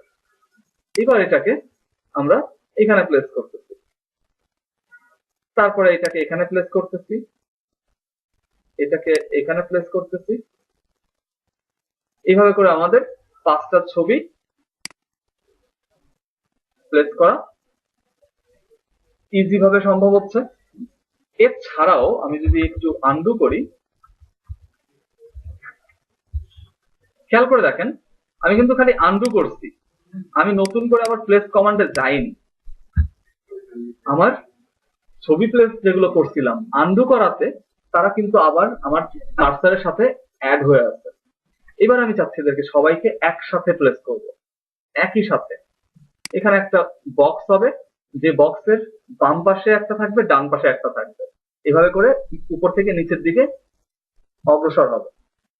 তার মানে আমার কলাম লাগবে, রো লাগবে। ড্র্যাগ করে মাউস ক্লিকটা না ছেড়ে আপ অ্যারো প্রেস করলে রো তৈরি হয়, রাইট অ্যারো প্রেস করলে কলাম তৈরি হয়। আমার ছবি আছে কয়টা, 5টা। তার মানে আমার রো কলাম লাগবে অ্যাটলিস্ট 2টা এবং 3টা। কলাম লাগবে 2টা, রো লাগবে 3টা। তাহলে আরেকটা আপ অ্যারো, 3টা হয়ে গেল। এবার আমি যদি মাউস ক্লিকটা ছেড়ে দেই, তাহলে ছবিগুলো তাদের সিকোয়েন্স অনুযায়ী প্লেস হয়ে যাবে। তারপরে আপনি এদেরকে ফিটিং করে দেন ফিল ফ্রেম প্রপোর্শনালি, তাহলে একদম পারফেক্ট ফিট হয়ে যাবে। অবশ্যই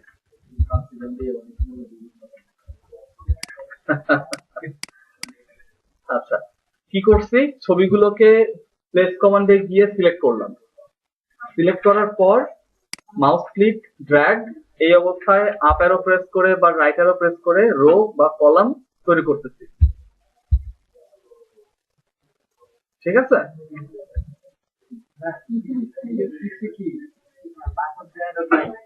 কিসে, কোনটা, ইলাস্ট্রেটরে, ইনডিজাইনার আছে,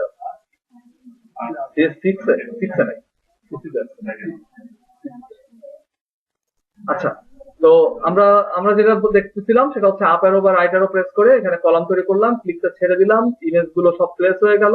এবার রাইট বাটন ক্লিক করে ফিটিং থেকে ফিল ফ্রেম প্রপোর্শনালি, তাহলে একদম পারফেক্টলি ফিটিং হয়ে এরা প্লেস হবে। এবার এখানে কিছু লিখে দেন, বাস শেষ। ঠিক আছে, তো এইবার আপনার কাজ কমপ্লিট। এবার করতে হবে সেভ।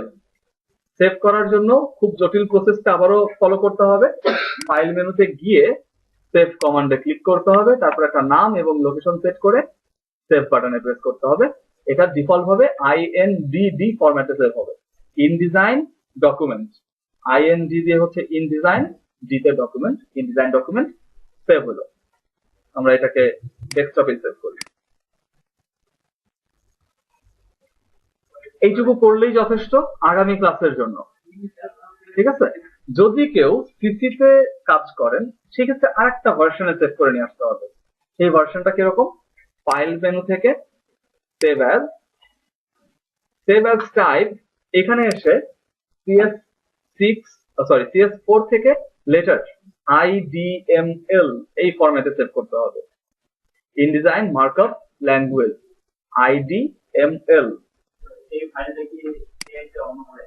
এই ফাইলটা AI তে হবে তাহলে মানে যারা প্রিন্ট করে ওরা কি হবে? এটা কি না, ওরা PDF, মানে আমাদের দেশে তো ইনডিজাইনের প্র্যাকটিস নাই, যে দেশে আছে সেই দেশে সরাসরি ইনডিজাইন থেকেই প্রিন্ট কমান্ড দেয়।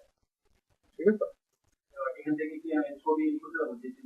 এখান থেকে জেপিজি, হ্যাঁ এটাও করা যাবে, PDF করা যাবে, ইন্টারঅ্যাক্টিভ PDF তৈরি করা যাবে, EPUB ফাইল তৈরি করা যাবে, মোবি ফাইল তৈরি করা যাবে, হ্যাঁ মানে MOBI, তারপরে KF8 ফরম্যাটে তৈরি করা যাবে যেটা হচ্ছে কিন্ডেল ফায়ারের জন্য। মানে যত ধরনের ফরম্যাট আপনি চেনেন মোটামুটি সবই করা যাবে। AVI ফরম্যাটও হয়তো বা করা যাবে, হ্যাঁ মুভি বানানো। আচ্ছা, তো সেক্ষেত্রে আপনারা সেভ অ্যাজ টাইপ CS4 আর লেটার এটা করে তারপরে সেভ করে এই ফাইলটা নিয়ে আসবেন। আনার পরে আমরা কালকে বাকি জিনিসগুলো চেক করব যে কি কি করা যায়। লিংক নিয়ে টেনশন করতে হবে না, ছবি প্লেস করবেন। জেপিজি করার সিস্টেমটা হচ্ছে ফাইল থেকে এক্সপোর্ট, ফাইল থেকে একটা পেজের আমি বলছি, ফাইল থেকে এক্সপোর্ট, এক্সপোর্টে গিয়ে জেপিজি সেভ, এইখানে এসে আছে হচ্ছে দেখেন রেঞ্জে গিয়ে আপনি কোন পেজটা চাচ্ছেন সেই পেজটা এখানে জাস্ট লিখে দেন 2 নাম্বার পেজ, বা আপনি 2 থেকে 3 পর্যন্ত চাচ্ছেন তাহলে 2 থেকে 5, 2-5 দিয়ে এক্সপোর্ট। হ্যাঁ 5টা, যদি এখানে পেজেস সিলেক্ট থাকে, যদি স্প্রেড সিলেক্ট থাকে তাহলে হবে হচ্ছে 3টা স্প্রেড, কারণ সরি 3টা না 2টা স্প্রেড তৈরি হবে পাশাপাশি। বুঝতে পারছেন? তো আগামী ক্লাসে আপনারা আসার সময় অবশ্যই একটা পেন ড্রাইভ নিয়ে আসবেন, যেই পেন ড্রাইভটাতে 8টা পেজের একটা লেআউট ডিজাইন থাকবে, ম্যাগাজিনের 8 পেজ লেআউট ডিজাইন।